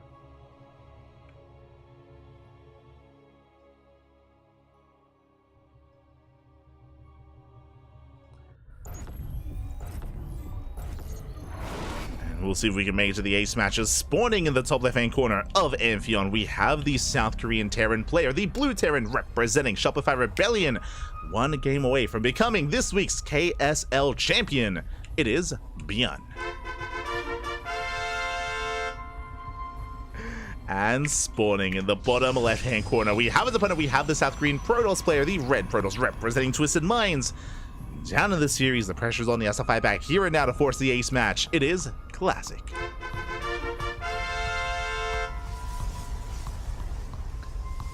These poor SC2 units die for our entertainment. They just want to mine, papi. True, Pecoeta, true. Feels bad, man. The poor workers. The classic zooming across the map. Again, we're loading into Amphion, one of the more unusual maps in the map pool. Now, we have seen Bjorn embracing Kira's builds quite often. We saw it last week in the Wardy TV Monday Cup against MaxPax, if you recall. Oh, as he takes a lot of damage. What I'm referring to is that last time we saw Bjorn on this map, he went for a ninja base. Kira is known for going for the ninja here on the top right hand corner of the map. Bjorn did one better, and he went for the center hybrid base instead. Crazy move out of Bjorn. Basically, it was, oh, he does kill the probe. Basically, it was the same build as we saw previously, 3cc 311 with a ninja base. This time, though, there is no SCV out on the map, so it should be a much more standard build out of Bjorn. We should be calming things down. Classic going gate cyber expand.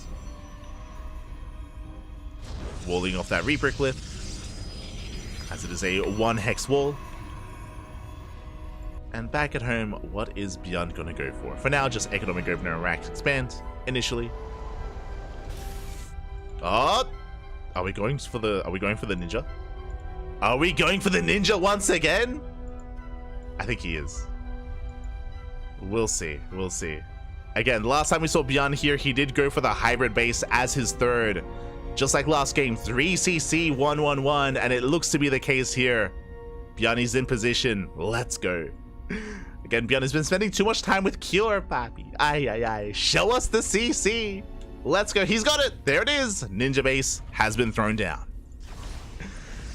Oh boy. Now, the reason why this is done on this map, this is typically, I wouldn't say standard, but this is seen more often on Amphion because you very often do not scout in this area. Whether it's top right, like Cure usually goes for this base, but Bjorn is being a little bit greedier. But you just don't really check these areas. You don't really check these locations from the side of Protoss. Why would you? Just because so much of the game is centralized towards the left-hand side of the map instead. So very cheeky move here by Bjorn.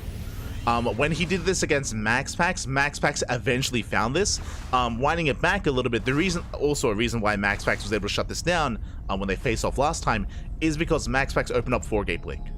4-gate blink is designed to be aggressive, and MaxPax, he was able to be in the face of Bjorn, able to confirm that the main base was empty, and able to deviate his attention elsewhere and find the ninja. Unfortunately for Classic, he's opening up Stargate, not Blink. So Phoenixes, they can kill workers, but they can't really do much about buildings. And we'll see when and if Classic finds this. Oh boy.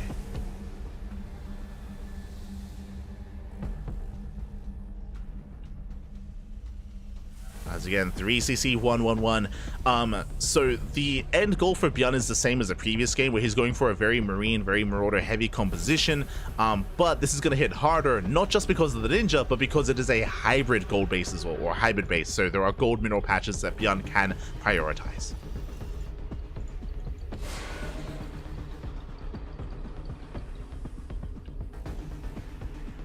As Classic shades into the natural. Bjorn in position, will punish this, takes down one of the adepts, takes down two, will take down all three. Now Classic is aware of the 111, sorry, of the 3 racks, I should emphasize. But upon seeing how late that 3rd racks is, this is a tell. Like Classic, at this point, the 3rd rack should have already been done. The fact that it isn't means that there's something weird. There's something weird going on. Classic is mining through the minerals towards the left-hand side. We just see Bjorn already moving out, trying to catch out the Phoenixes. The army is spotted. Up. Get some hull damage on the Stalker. Bjorn doesn't quite commit. Pulling away.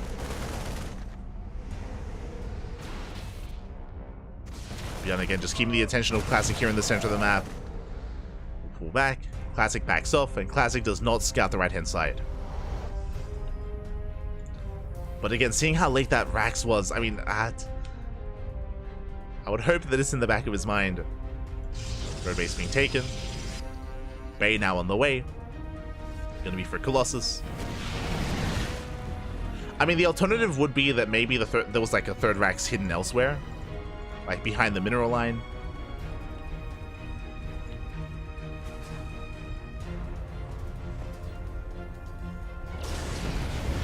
Get to in the main, gets 3 SCVs. Not bad. 4 SCV kills.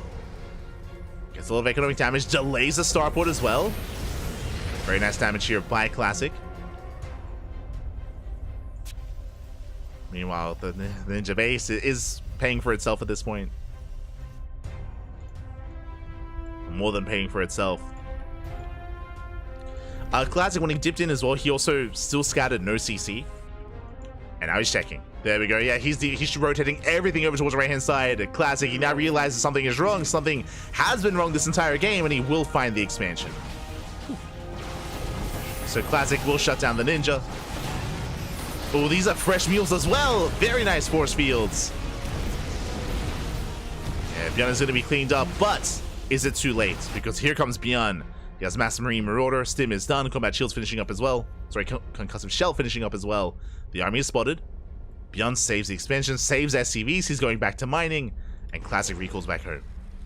Now, Amphion is very defendable. This ramp, it can be brutal to push up. There's a shield battery, there's Nova Charge, there's a Colossus, and force fields as well. So I don't think Bjorn can break this. But he regains map control, which means Bjorn saves the expansion, gets it back up. Phoenix is moving out. There are some turrets back at home, but that gas geyser can be abused once again. Bjorn's army is spotted. Phoenix is dip in. They get 2 SCVs. Oh! Almost a medevac. Gasito. Bjorn rotating over towards the third. This position is going to be a lot more easy to push into. I mean, it's very wide open. No shield battery, which is a little bit concerning. No shield battery ready at the third. But the rocks are still up and running. Well, they're still up.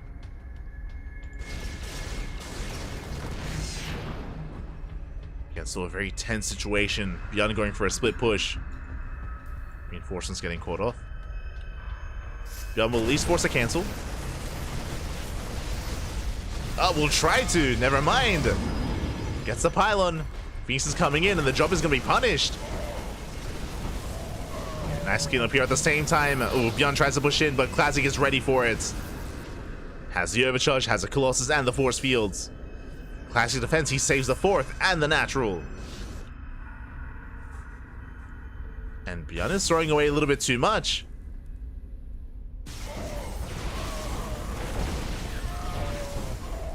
Marines are falling.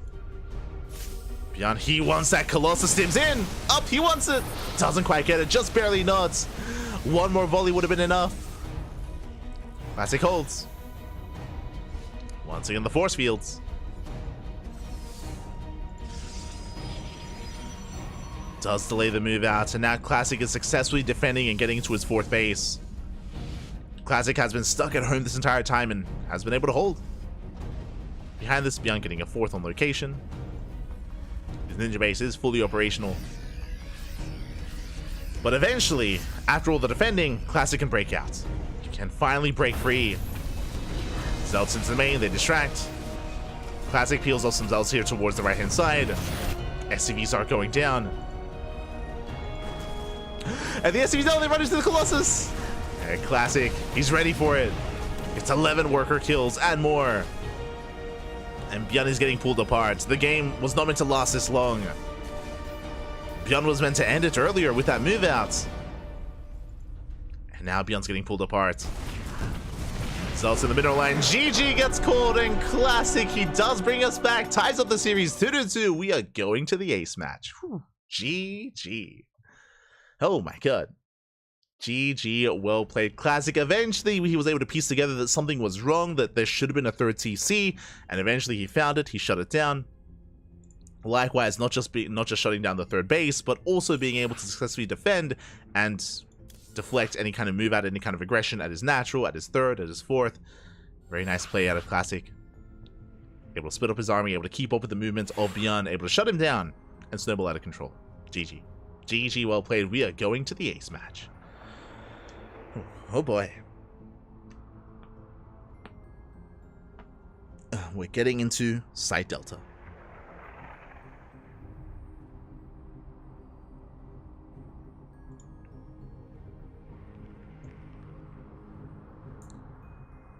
How will this story end?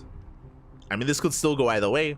When it comes to this ninja-based build that Beyond went for, again, it is typically reserved for maps like Amphion. I would be shocked to see it here on Side Delta. Like, this is not the map to do it on, so it is a more map-specific kind of build.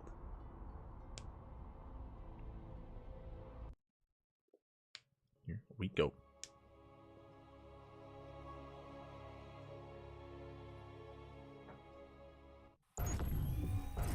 Here we go, we're getting into the ace match, and spawning in the bottom right hand corner of Side Delta, we have the South Korean Terran player, the Red Terran representing Shopify Rebellion. It is Beyond. And spawning in the top left hand corner, we have his opponent, we have the South Korean Protoss player, the Blue Protoss representing Twisted Minds, bringing us all the way to the ace match. Can he bring it home? It is Classic.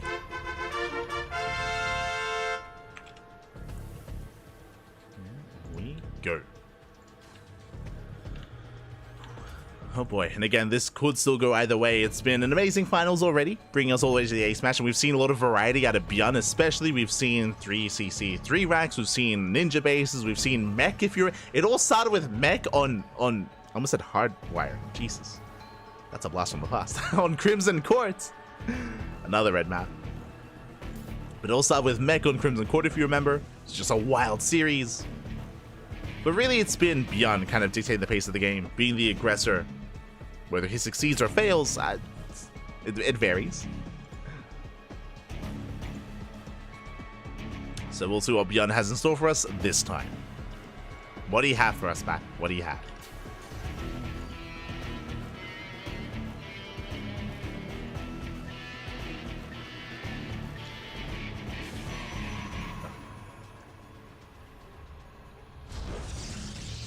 Again, Classic has been going for the Gates Hyper Expand every game so far. That's just standard opener. Meanwhile, Beyond does not go for the second Gas Geyser, he's going for an economic opener himself. Racks into CC. So nothing crazy here in the early game. Again, when it comes to the ninja base, we've seen it on Amphion, we've seen it on Golden Aura as well, but not on Side Delta. No shot, Pack, no shot. Classic scouting for the proxy, making sure there's no hidden racks here at the linear third. So Classic just being very safe. I don't blame him. Beyond is an animal and is one to proxy at any point in the series. Not the case here in the ace match. Moving out with his Reaper. Just the initial Reaper. Getting a safety racks behind this to defend his natural.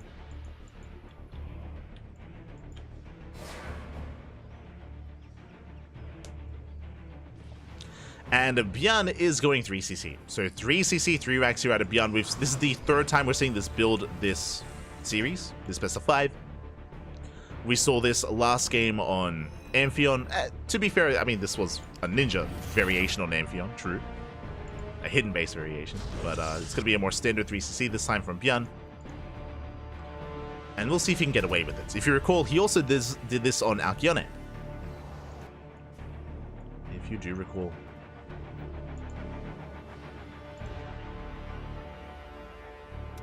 Meanwhile, this time Classic opening up with a Twilight Council and Blink, and the question becomes, how many gateways? Again, this is very greedy by Beyond. He's cutting a lot of corners, rushing into this third CC, and if Classic does go up to 4 gates, then Classic can punish this. He can punish this here, as again, because of the build of choice, Beyond won't have any tanks anytime soon. No tanks whatsoever. He's building up Marines, working towards Stim, working towards +1. Hallucination will confirm, gets eyes on all the CCs, on everything in the main. Research complete. Classic is aware. But just going for a third.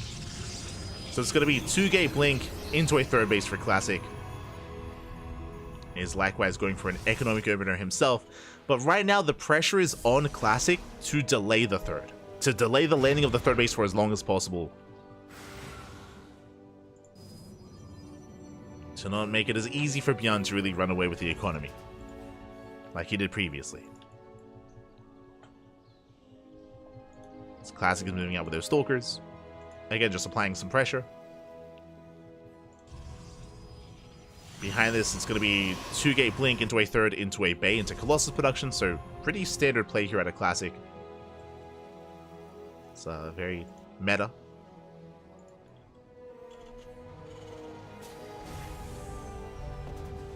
Like when you think of standard TVP builds or PvT builds, like this is what you go for here for Classic.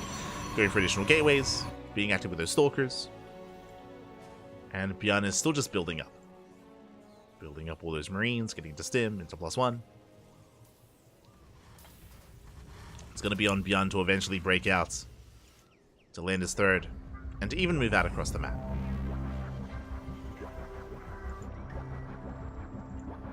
We'll see if he can. Classic setting up. First Colossus is on the way. Should be out in time for the first move out. So Classic should be safe. But again, it's all about trying to delay the economy of Bjorn if at all possible. Observer confirms the setup. Gets eyes on the starport, on the bio army. Confirms +1. Classic is going to try to dive into the main. Bold move. Oh, the observers get spotted. And that does force out a stim from Bjorn. So some nice inadvertent damage. Just baiting out a stim. Bjorn going for his drop. Observer does rotate, and does Classic get eyes on the drop? Not quite. Observer not in position. There are some spotter pylons being thrown down for Classic. And they might be able to get eyes on this. It's going to be close. Spin is making his way towards the main. Classic does have stalkers in position. His probe as well. And Classic will scout this. It barely does get eyes on the drop. Classic reinforcing, goes for extra warp ins. Meanwhile, as Classic is stuck at home, Bjorn expands. Bjorn takes the third. The Mule Hammer is real. Workers are main outed over. Colossus is spotted. Souls a double drop. Pushing towards the main. Doesn't quite find a way in. Classic going for the dive. Gets the Medivacs. Gets one, gets two. Two Medivacs go down, and Classic can clean this up. But last Bjorn going for a counterattack at the same time. Or setting up for one. Classic does pull away. And getting in position. Classic is more concerned about getting ready for the counterattack than he is chasing down these Marines. Which is a good call. Classic taking a fourth base. Did keep up with the rotation. Bjorn pulls back home. Building up a more Marauder heavy composition.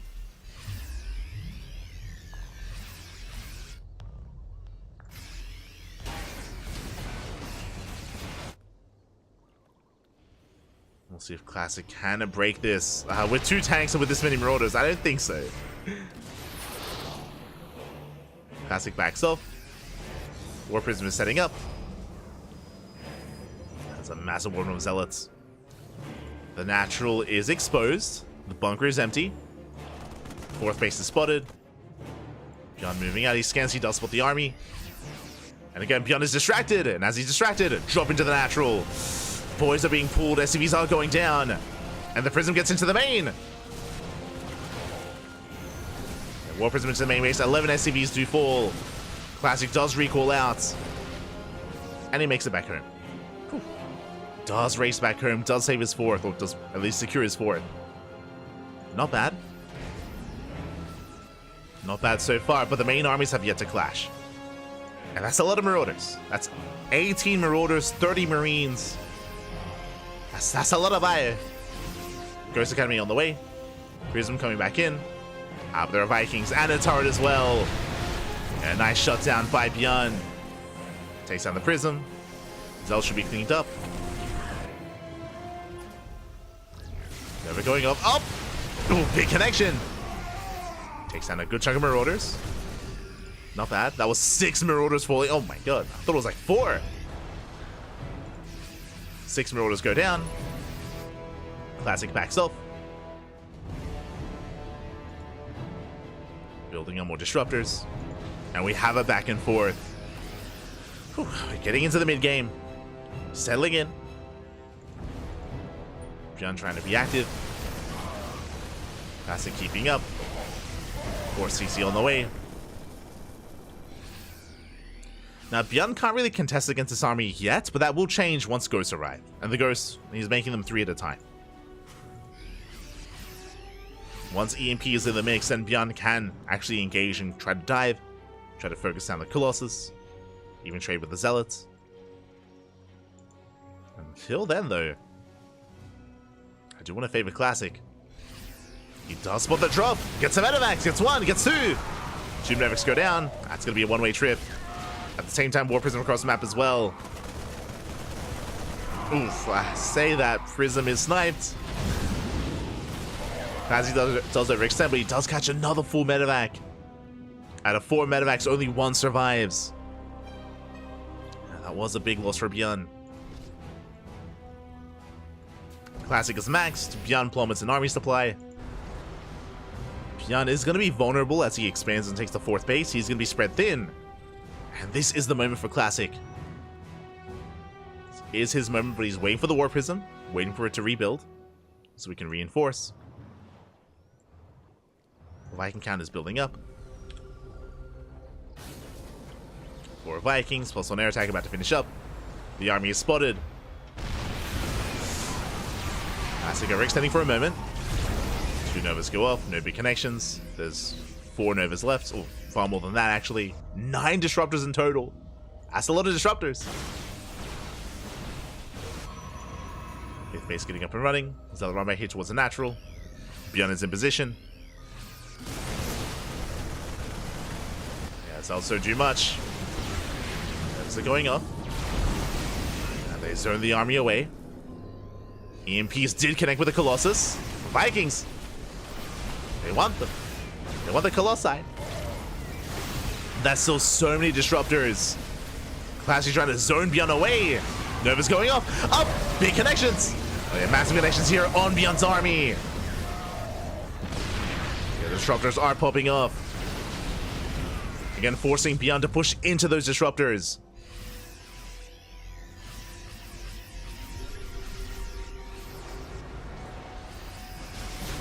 Classic reinforces, moving in once again.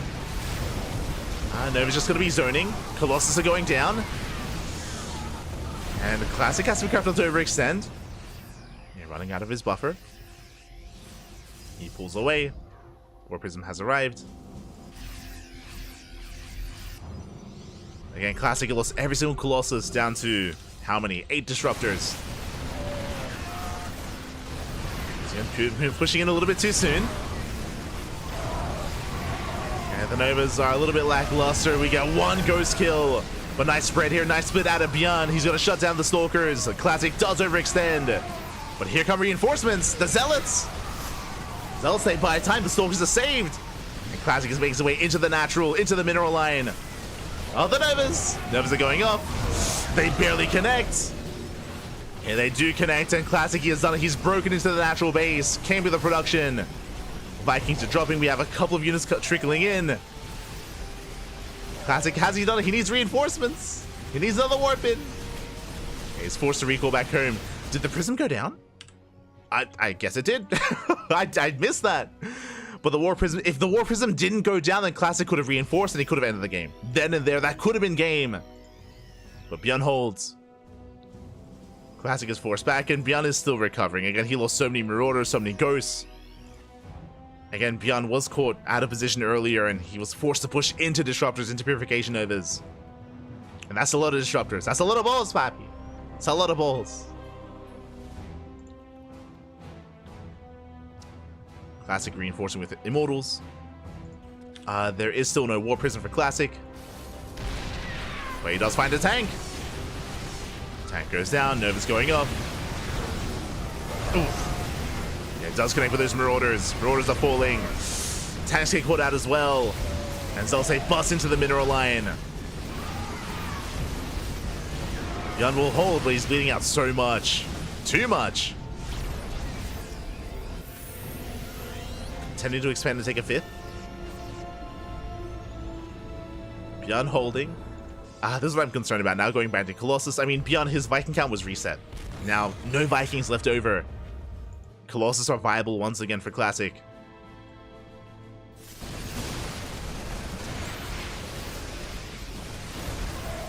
And Beyond, despite these trades, the Novas are going off. So many Novas. Oh my god! The balls go off. Massive connections. Classic was a little bit trigger happy there. So no Novas left on cooldown. Off cooldown. So Classic has to pull away. Classic taking every expansion on the map. At this point, I wouldn't be opposed to seeing Stargates. Like, throw down like 3 Stargates, a Fleet Beacon, and get ready for like a Skytals transition just to secure himself. Alas, Classic still just focused and hyper-fixated on a ground-based army instead. And now Beyond is getting into Liberators. Liberator production has begun.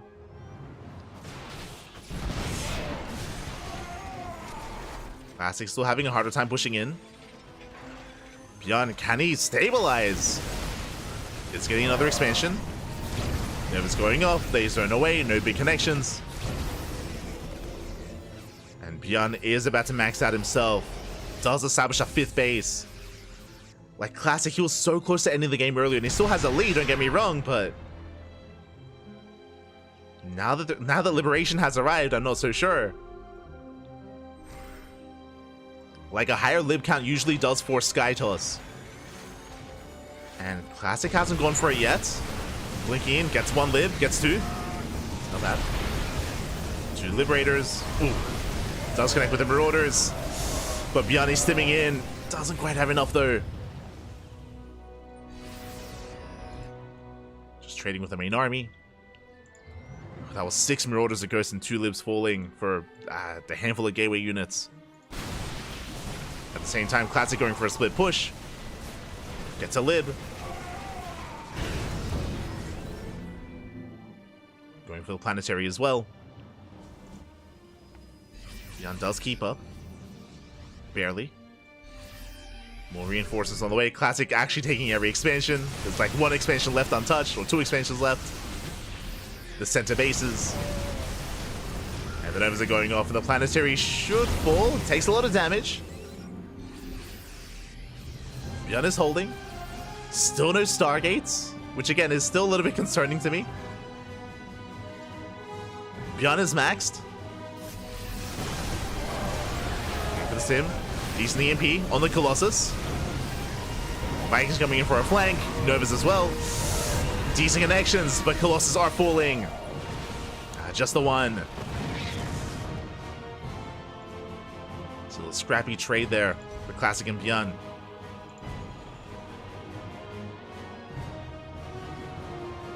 More Zealots reinforcing. With these Zealots, it looks like Classic should have enough to break through the front line. Yeah, there's just not enough reinforcements.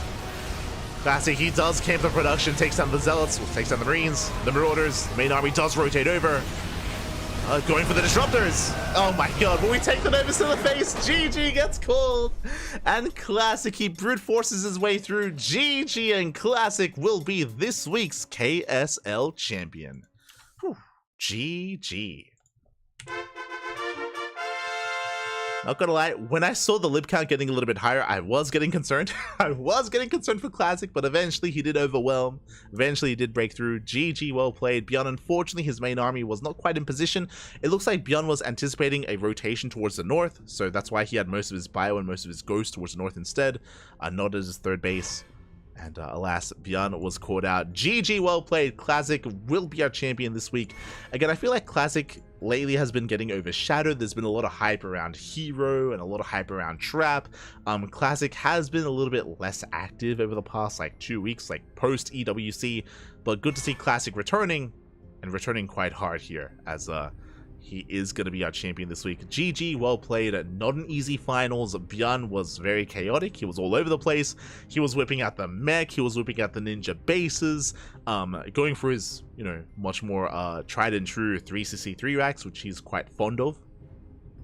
But even here, Classic was able to overwhelm, gain map control, and shut Beyond down. GG. GG, well played. Congratulations here to Classic. Well played. Well played.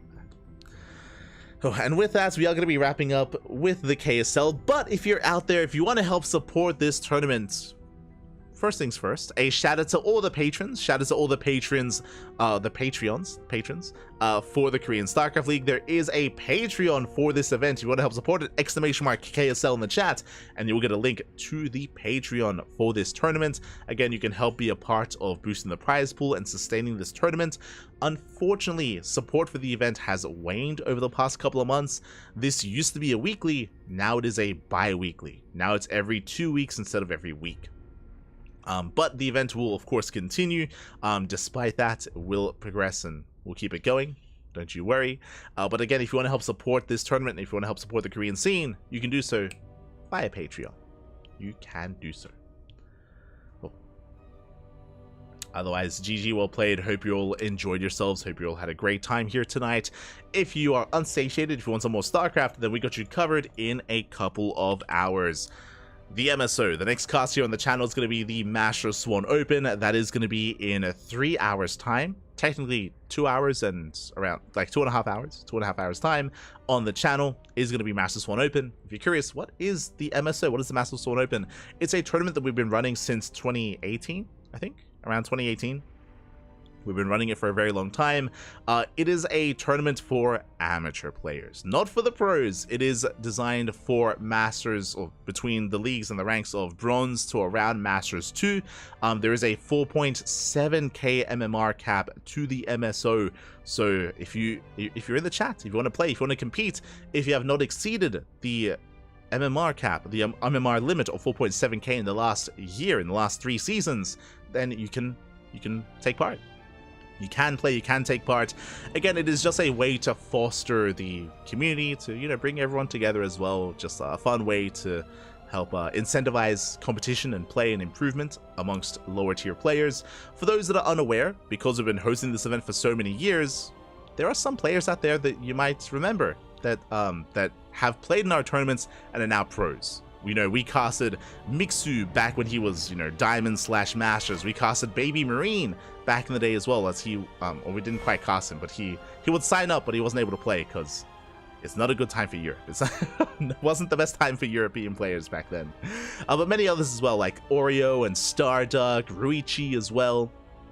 It's not like every player that plays eventually becomes GM, but there are a couple of like players from many years ago, from back in 2017, 2018, that we were able to kind of bear witness to and, you know, provide for them an outlet to compete and to improve and to, you know, give them some motivation to get better and stronger. And, you know, that's the benefit of these kind of MMR locked events. That's the idea, that's the hope anyway, that players, they get that taste of competition and they strive for it, they want it, and they improve, they get better.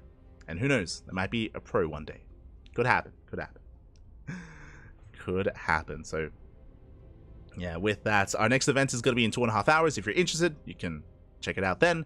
I won't be casting. I'm going to be adminning. It does take a little bit more work to admin those events, just because I have to check all the players and make sure there's no like smurfs or people that just want to play that shouldn't be playing, stuff like that. So yeah, it does take a little bit more work and effort to vet all the players ahead of time. But regardless, if you want to tune in, MSO is going to be in a couple of hours. If you want to support the CranKy Ducklings and the tournaments that we host, !Patreon in the chat will give you a link to our Patreon page, to our channel if you want to support us. Otherwise, thank you so much. Thank you so much for watching. Thank you so much for supporting, for tuning in. And a big shout out to Pig, El Chanchito, papi. Pig did raid us earlier, a massive raid from Pig, so thank you so much. If you're curious, we do cast this event on a bi-weekly basis. Every 2 weeks we're live with the KSL, and we are usually live on a daily basis here on the CranKy Ducklings. I say usually because it's the off season, we actually have less casts than normal, so we're live like, I don't know, between 5 and 6 days of the week instead of every day of the week. So we have some more free days here and there as a result, but regardless, content is available quite frequently here nonetheless. With MSO tonight, STC tomorrow, we have TTT with the Wardy TV Monday, we have Ursasaurus Cup, we have Code for Giants Cup, and the Podcast as well. Plenty of content throughout the week. Otherwise, thank you for watching. Thank you for watching. Thank you for tuning in. Stick around. We're going to be giving another StarCraft streamer a raid. Usually I try to like ladder afterwards and have like a cheeky ladder session, which can be quite fun. But I'm hungry. I would like some breakfast. I would like some food. So I'm gonna head off and get something to eat. Otherwise, stick around. We're gonna be giving another StarCraft streamer a raid. We'll find someone to send everyone over to. Who's streaming right now? Who is streaming? There's Practice X. There's Florencio, papi. Let's go. Florencio. Who else? Those are the two that come to mind.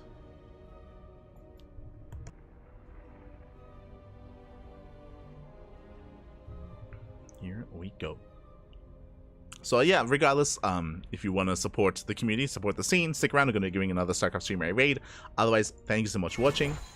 Eat, pipe. Yeah. I gotta get some food. Do you need to pay the patron to play in the tournament? No, you do not. It's just a way to help fund and help support the tournaments. The events are open to all. Exclamation mark MSO. MSO in the chat should give you a link to the most recent Master Sword Open challenge page. Yeah, we got you covered. So exclamation mark MSO in the chat if you want to compete. I'm a 4K Heartsuck heathen. You could play too, Pat. You could play too if you want. You can jump in.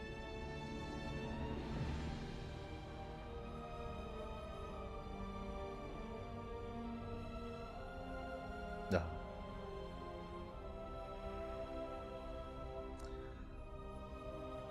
But with that, thanks so much for watching, everyone. Thanks so much for the support. We'll see you guys next time. Until then, hasta luego. I'm going to go get some food. I'm going to go get some rest. And we'll be back with Master Swan Open. Until then, thank you for watching. We'll see you guys next time. Hasta luego, papi. Ciao, papi. Ciao. Hasta luego. Take care. Have a good weekend. Take care, everyone.